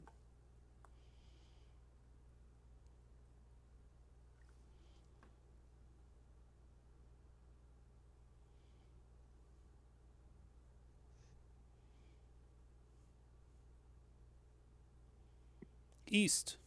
It is blowing east.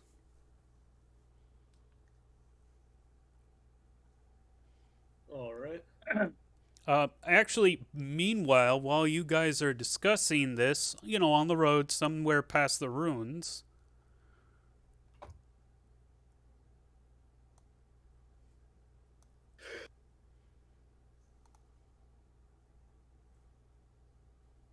Oh. Another one pops up. yeah, there's one that's following you, and it's looking at you. I ready my sling and take a shot at it.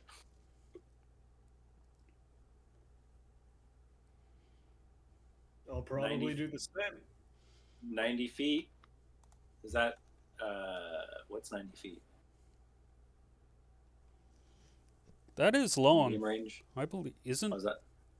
I believe that's long range. I might take. Let's see here. I could be wrong. Definitely double check. Sling. Oh yeah. Okay. So 41 to 80 feet is medium range. All right. So I'm gonna get a little closer then. That's 90 feet. So what's under 80? All right. Cool. So I'm gonna move up here, and take a shot. So at least it's medium range.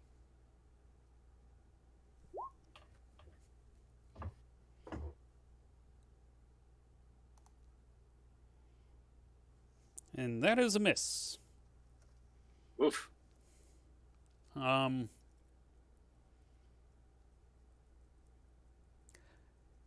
So everybody roll a wisdom check. Wisdom check, Oh. interesting.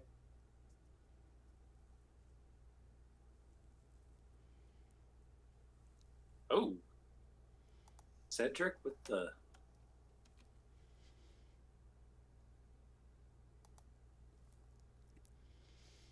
So Stickbeard and Cedric, you're like, wait, how did that one just kind of pop up and sneak up on us? And while you're thinking that, you're kind of looking around on the ground, and the ground starts shifting. And that's when you realize, we're in the middle of a battlefield. Oh no. Oh no. And yeah, parts of the ground just start moving up. Like one skeleton sits up, coughs a bunch of soil out of its skull, shakes it out of its eye socket, then looks at you as it starts getting up. Oh no. Roll an ish. Is initiative like dexterity based? It is. Okay. But Jay has already rolled and Seth has already rolled, so it has to be either Kellen or Joe. Oh, okay. Yeah. Where's where's the button for that? Initiative? Under the It's combat section on the right.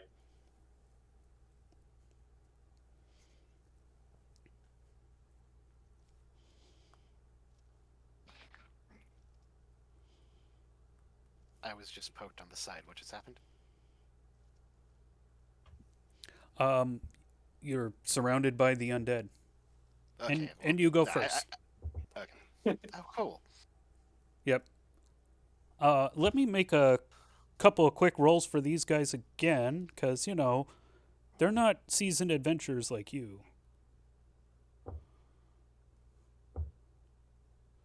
Again, one of them, we'll say the same guy who panicked last time, panics again, and the other guy's able to steel himself a little bit more. But yeah, the guy on the outer just starts crumpling in a ball. He's like, we're dead, we're dead, we're dead, we're dead, we're dead. My boy. Steel yourself before God, or something. Is that the one Cosgrove is the deity. Yes. Theron looks at him and says, strengthen up. We got this. We did it before. We can do it again. Come on, you want to be brave for Anna, don't you?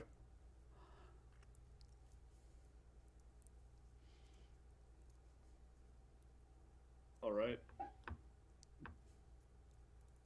Well, so wait, it's is it our turn first? I believe so. I mean, an initiative of 6, I would imagine so, but I don't know. I would suggest staying together and letting them come to us, because at least we have ranged weapons. Well, yeah, they're going to be on us in like A round. A round, yeah. All right. I'm going to go for that one over there. Short 30 range. Nice. Slinging it. Just slinging it. Miss. Oh, Jesus. Did you do your +1 for short range? It still would be a miss. Yeah. That makes the attack roll a 5. Woo! That's gonna do it. I feel it this time. Exactly. I feel it. Feel it in my bones. Well, I guess I will throw a rock at... Yeah, this guy is short range. Yep.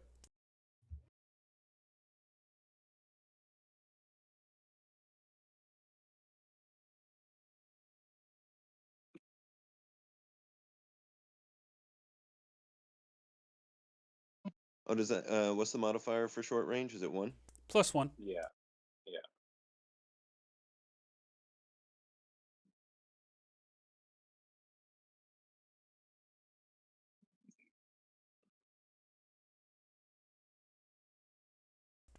And that is a miss.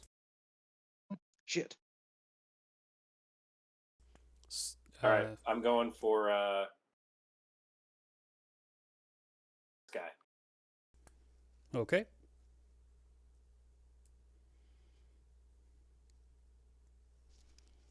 Oh, that's got to be a hit. Yep. And that crushes it. Rock. And that A leaves crushing Cedric. blow. A crushing blow.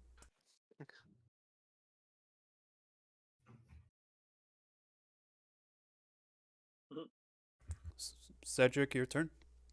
All right, well, there's one coming right for me, so I'm going to attack it. Okay.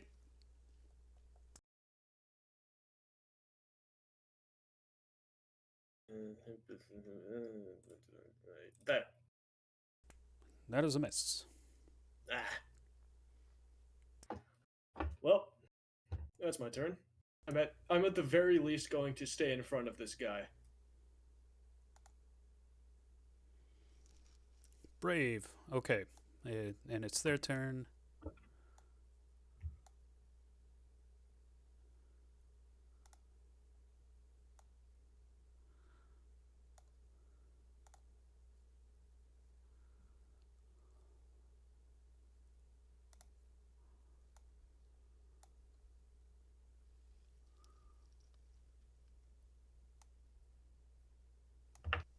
You guys are kind of on a weird half hex. That might have been my bad because when I created your tokens, but it.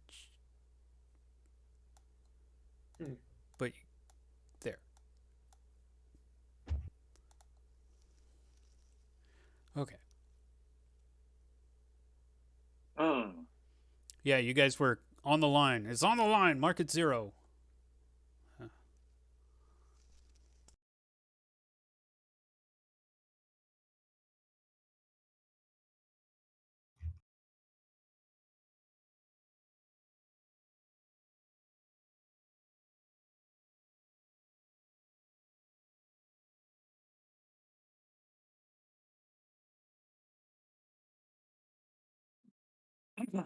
And there's some attacks that I need to roll for.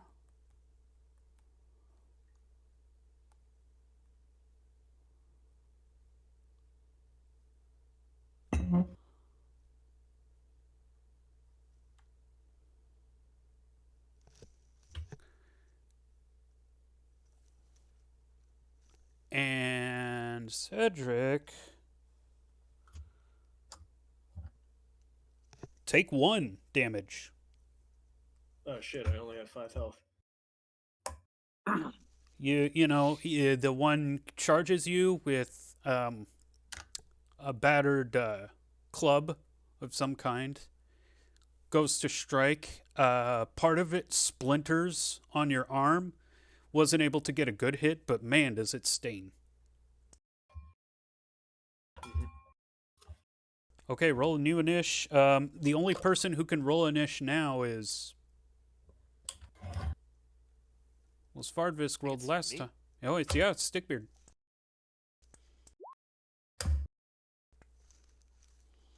Oh, well, let's see.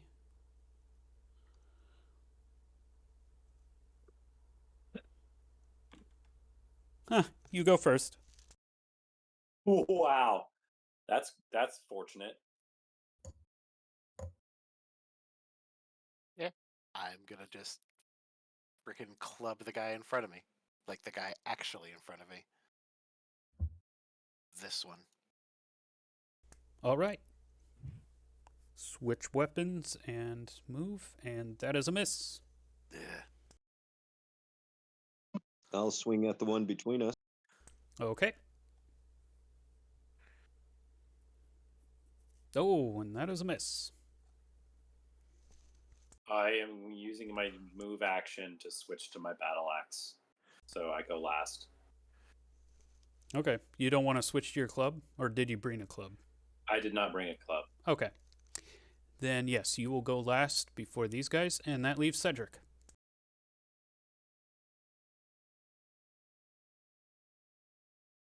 All right. There's a guy right in front of me. I'm going to take out my sword and whack him.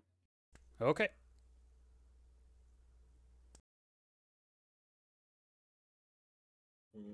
Sword. There we go. And that Nice. is a kill, despite, yeah, sword's not necessarily the ideal weapon against these things, but it's a really good strike in the center, and it breaks them. Nice. Now, now the skeletons go. Hold on, gotta roll some attacks.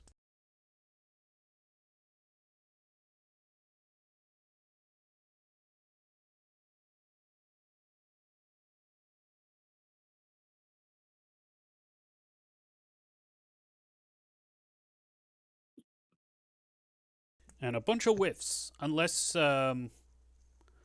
we established that your AC Svartfisk is 14, right? So, Yes. yeah. The highest roll there was a 10, so none of y'all. I'm glad that the newly undead are not are still green. Well, yeah, and it's also, not having muscles. That makes swinging a weapon pretty tricky. Yeah. Okay, Sticks and stones. everyone's aren't rolled breaking in my it. Oh, bones. and Svartfisk was already reading what I was. Oh, but I gotta go. What? I still have to swing my battle axe. Before he Oh, rolls yeah. initiative. Go ahead. We'll resolve Like- that later. Taking away my Yep. Sorry, you chose a battle axe. No action. Oh, yeah. and again, I'm gonna. despite Huh? you crash it. Heck yeah. So yeah, this guy right here is cowering in a corner, like with his shield and spear up, and like just trying his best not to get hit by the skeleton, as the skeleton is just standing over him but still missing. And then, yeah, you guys actually get to go again first. You rolled higher on the initiative. So whoever wants to go. I'll do it. And I'm going to be using my move action to switch back to my sling. So.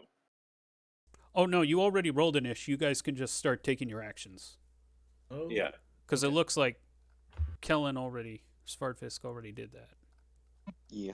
Yep. got it. Well, I will sling the guy that's attacking Scared Man. Okay. Oh no, scared man. Well, You get a- what, you got a you get- better name for him? No, I don't. You get a. Did you get your +1 modifier? Oh well, it doesn't. And that is a miss. Unfortunate. I am also going to take a shot at him with my sling.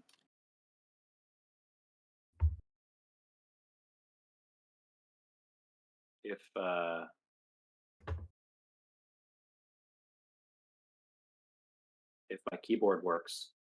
Anyway, I think the batteries ran out. I'll just roll and then add 1 to my attack. Oh, okay. It looks like it went through. Oh, did it? And it is a miss. Oh, all right.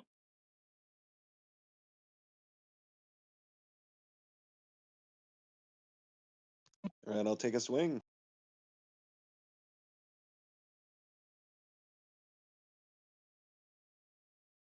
And where are you using? What weapon are you using? A club? Yes.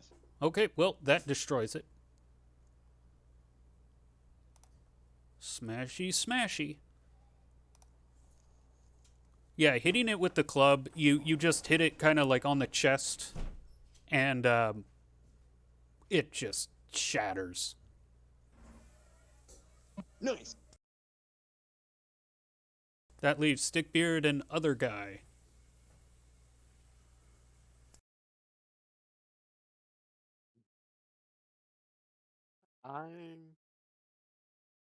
Yeah, we'll club it again. Ooh, club it. Toot, toot, toot, toot. Oh, Toot, toot, cool. toot, toot, And toot, that is a toot, smash. toot, toot. Smoosh. Nice. The other guard runs to his friend's aid. He rolls.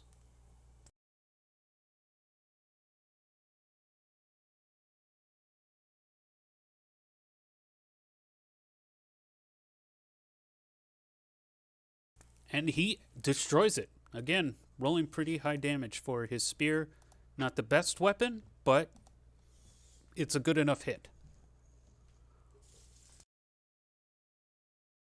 All right.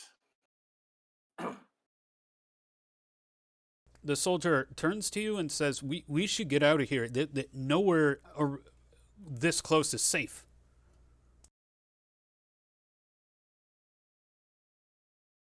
I have to agree with that sentiment. There was nobody at the camp except for skeletons, and doubtless hundreds more underground, judged by what we've seen. We should rally an actual force if we're to try and find this Anna. Yeah, this is a pretty hairy situation out here. Yeah. All right. You've convinced me. I'll stop suggesting we just charge in. Although, I do really like the idea of setting a bunch of skeletons on fire. We can do that when we have a force. Also, going directly to avoiding the town and going directly to the blight tree might be a better plan, since that seems to be the source of these things. You are at the crossroads on the way to Nurton. Like, you guys are in the vicinity. Right, but the blight tree is south and Nervin is east, right? Well, let's look at the map here. I gotta actually pull your banner over here. Bam. There. So, if you zoom in over here to the ruins area where you just were. Right. Oh, I see. You're at the crossroads. Directly south is Nurton. Oh, okay. But the blight tree is down here. That's what I'm thinking. So if we went through here to get to the blight tree, maybe we could avoid that whole cluster of skeletons. And something tells me that there's no battlefield out here, so we might not be attacked by random hordes of skeletons.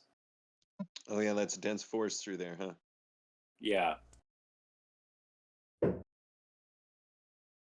And if there's no battlefield, then there's nothing,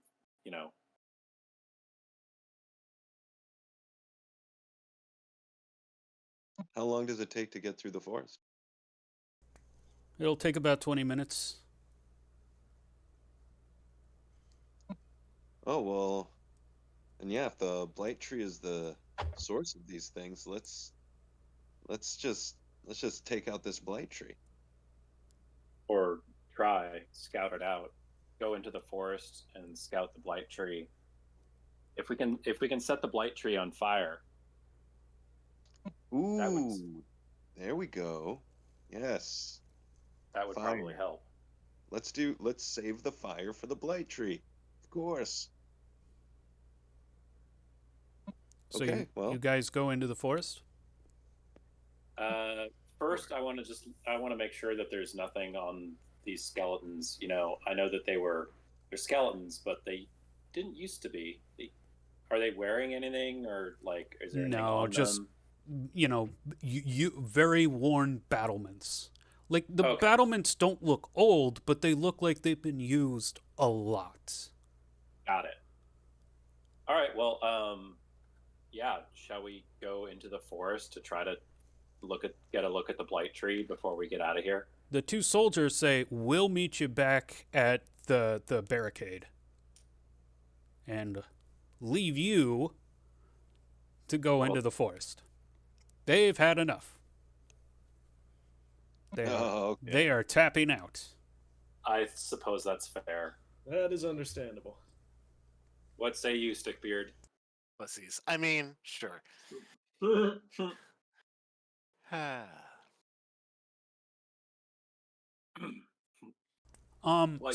you've never fought hordes of the undead before? Jeez. Okay, yeah. Maybe I'm being a little too harsh. Maybe. Turns out there were no men of courage after all. So when you guys go into the forest, are you guys like going single file, or are you guys kind of like doing a wide? Yeah, like how are you entering the wilderness? So is it narrow trees and stuff? Well, basically, like you guys will have to do some God of War shimmying to get through most of it. There are some clearings in the forest, but for the oh wait. Nope. Hold on. Sorry.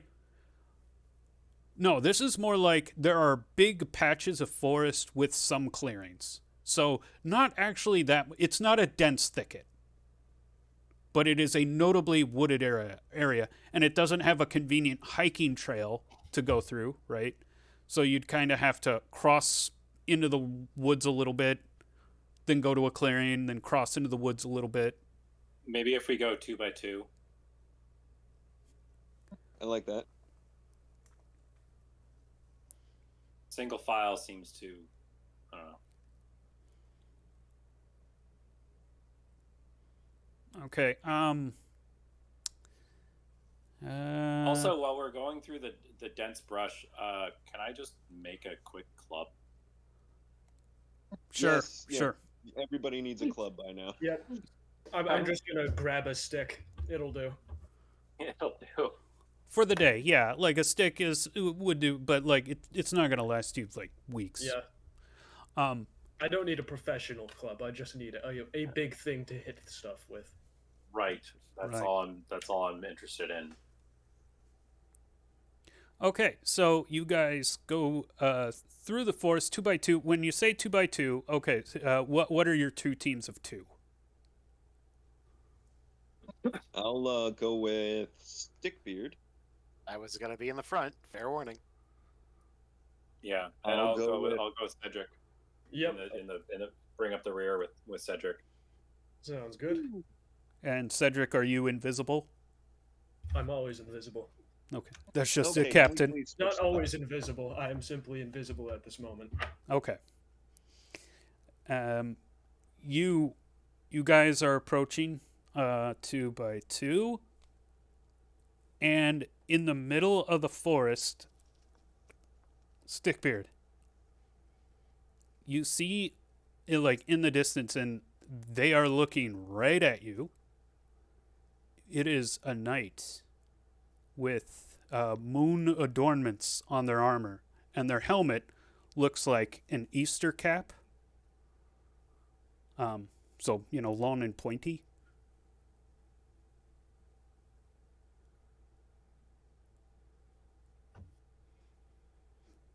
And yeah, the knight is staring right at you.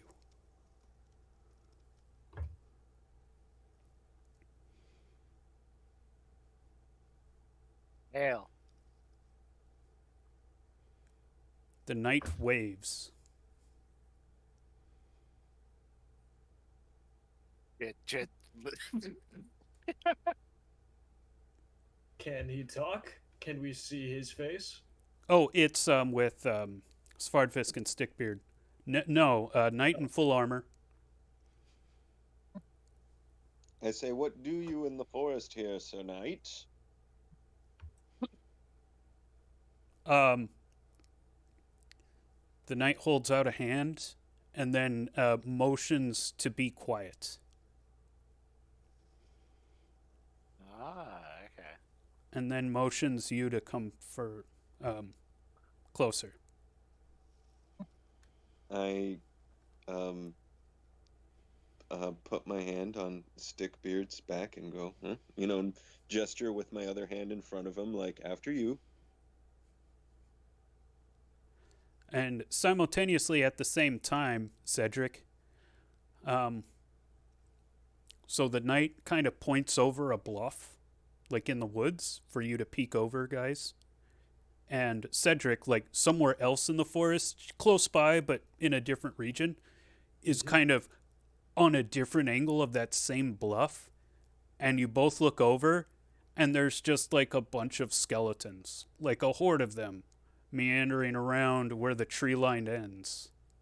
And the blight, like, there's this sprawling area of the blight tree, and they're just skeletons just meandering all over, a crowd of them. Yeah, we're gonna need backup.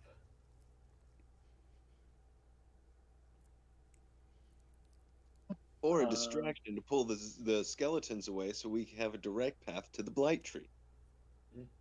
Cedric, don't you have a bow and arrow? I do.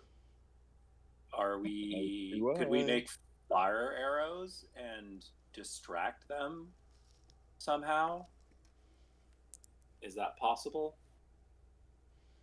Um, Like what? Actually, what is the range of a bow? Like 120 feet? yeah, it's pretty long. Do you have a long bow, or Yeah, I've got a is long that what bow. it is? A Oh, long bow. shucks. You know what? I have a short bow, actually. Yeah, no, mine's doesn't have that kind of range, I don't think. Short bow, it looks like 150 feet is the range, and long bow is 210. Oh, okay. Well, neat. Mm-hmm. I guess it's possible to like make fire arrows and fire them from a tall tree to give it more range, and I am gonna. and maybe light the blight tree on fire from afar. That way, the skeletons are distracted by that, as opposed to us. However, we want to get to the blight tree, and the blight tree being on fire would lead all of the skeletons to it. Well, the whole point is to burn the blight tree, right? Yeah, I Yeah. suppose that while you are doing something to distract the skeletons, I can just invisibly sneak around and then light it on fire. Oh, it is at this point, Cedric, that you do see Stickbeard and company talking to a rather strange-looking knight. And he's pointing over the bluff. Mm-hmm. Where there's a bunch of skeletons. Yeah. Well, I mean, I assume Stickbeard and Svardfisk you took a peek over. Definitely. Yeah. And so, the knight is just kind of like waiting for you to start processing the information. Mm-hmm.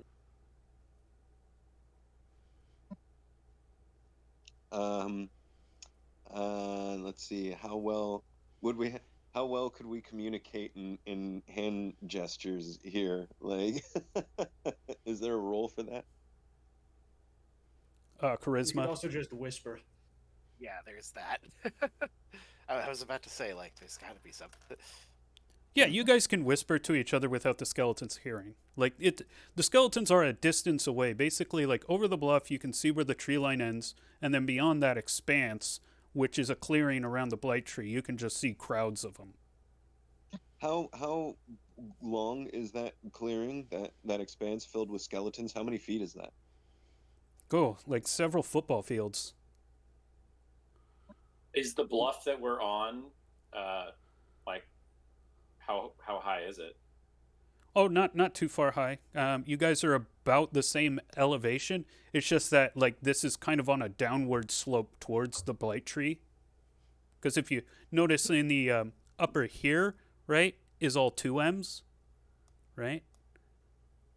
Mm-hmm. And then it goes 1M where the forest is, and 1M where the blight tree is. So you guys are kind of like on a downward slope. And yeah, the blight tree's kind of like got this rock wall behind it. It's kind of in a little bit of a crater.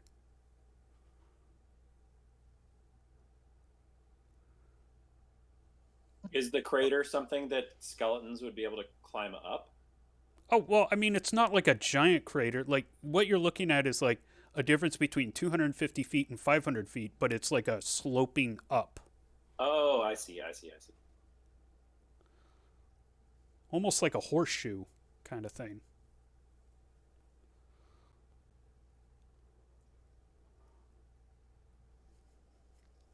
Wow, that is a lot of skeletons. Several football fields worth of skeletons, you say? Yeah, thereabouts. That would take a hell of a distraction to pull all of those skeletons away to get to the blight tree.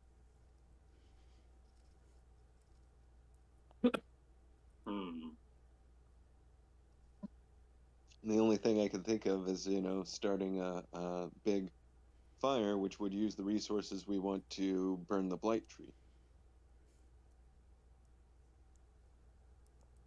We could, there is a forest behind us.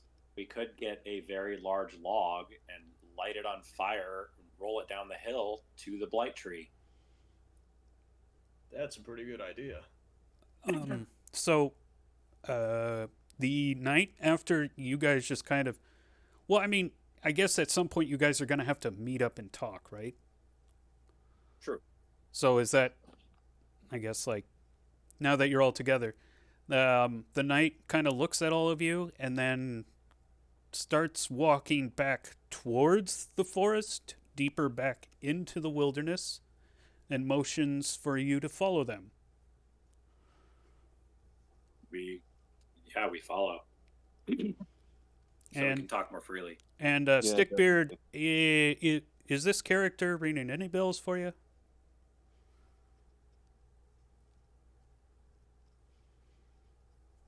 Well, they remind me of our other friend, Knight, who helped us take care of the first blight tree. Yeah, it's the same one. Oh! Yeah, I was kind of thinking that. Or the stranger. Good to see them alive and well. But, alright, so now that it's finally dawned on me, but...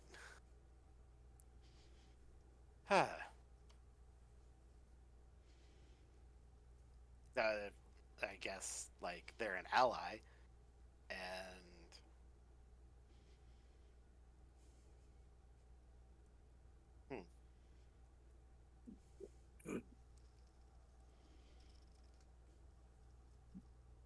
Once we get deeper into the woods, I ask, so what, we haven't seen you in a while. What brings you to this tree? Oh yeah, right. And you do know her gender, actually. She holds out a hand pointing towards the tree, and she makes like a crushing motion with her fist. Seems pretty expensive. I see our goals are aligned yet again. What do you think of extinguishing this evil with a flaming tree rolling down the hill? She shakes her head. She pulls out a flask of silvery liquid and then motions back to the blight tree.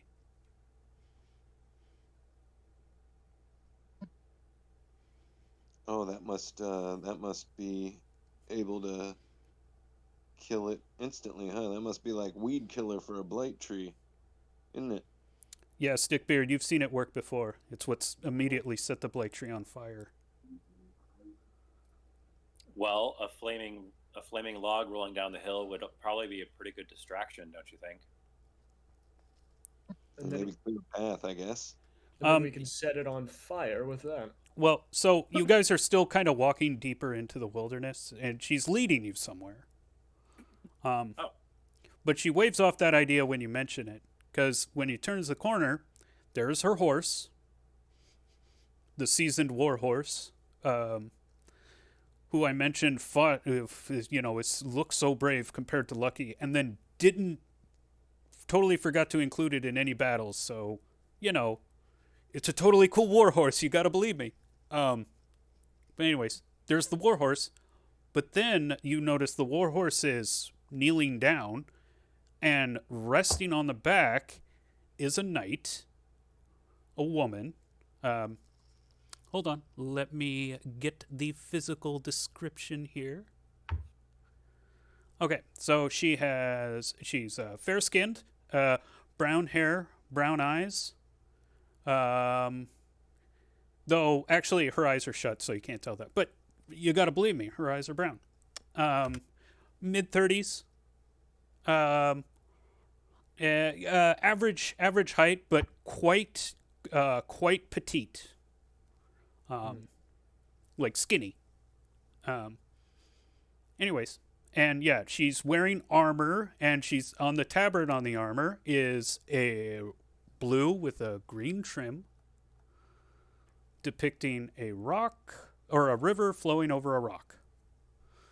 I think we found our missing lady. You wouldn't happen to be an Anna, would you? She's unresponsive. You, Knight. Is this Anna? Shrugs.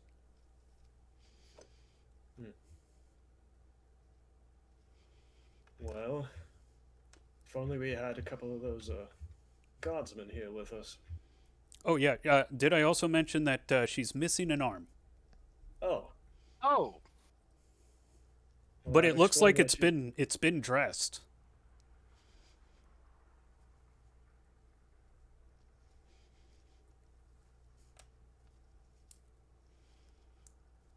Well, it's certainly a well-dressed wound. Where did you find this woman? Assuming you've been taking care of her. She points closer to Nerton, the knight, Which is? to the southeast, just by the blight tree. Ah.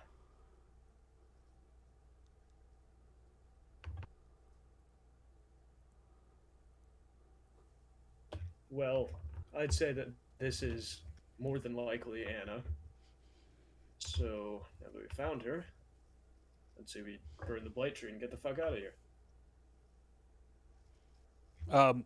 The knight just kind of shakes her head and it's like,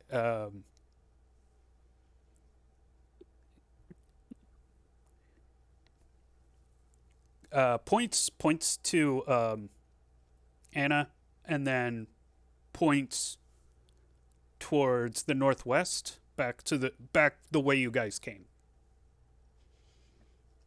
Alright. Well, I know just a couple of chaps who would be more than welcome to take her back, but they appear to have fled without us. Oh, they said they'd meet you at the barricade. At the barricade? Yeah. They did say that Well- before leaving. Yeah, they're guarding Lucky, and our exit. Mm-hmm. I suppose that one of us should take Anna here, back to the barricade, and then they can take her the rest of the way. Who's up for it? Well, gonna be a little meta here, but it's 2.5 hours. A real big combat might be taking longer than 3 hours, and these sessions usually like to close before 5. So, I'd say that this is a good point. yeah. Well, it basically the narration behind the meta, is you guys realize that this is a real big project. This isn't something that you can just whip out. You're gonna have to really plan, and maybe it's gonna take multiple trips. You're not gonna do it in a day. Got it. Consider this an information gathering expedition. Now that we at least know what's going on. Yeah. You guys approach. We did rescue Anna. It's true. You guys do approach. The guards are elated. Oh my God, Anna! And of course she's unresponsive. And This is Anna, right? yes, this is Lady Anna of Rivercob. Well, that's the good news. The bad news is that there's a blight tree over there that appears to be guarded by a good few hundred skeletons. But that's a problem for another day. The guards then have a look of disgust as they realize the other knight kind of riding in on her horse and go, "Heretic! Lunatic! Be gone!" Hey, she's a useful heretic, okay? This lunatic saved your Lady Anna. Pah! Probably just wanting to sacrifice her. Their moon cult. Ugh. Curse you, Knights of the Moonglum. And they kind of take off with Anna. Huh. Knights of the Moonglum. Knights of the Moonglum. This is my first time hearing about them.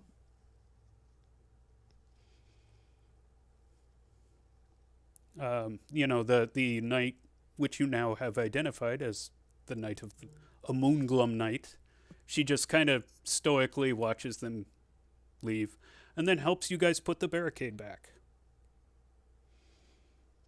Well, thank you very much. Do you talk? She shakes her head. Ah, well, it's a shame. But it's a pleasure to make your acquaintance regardless.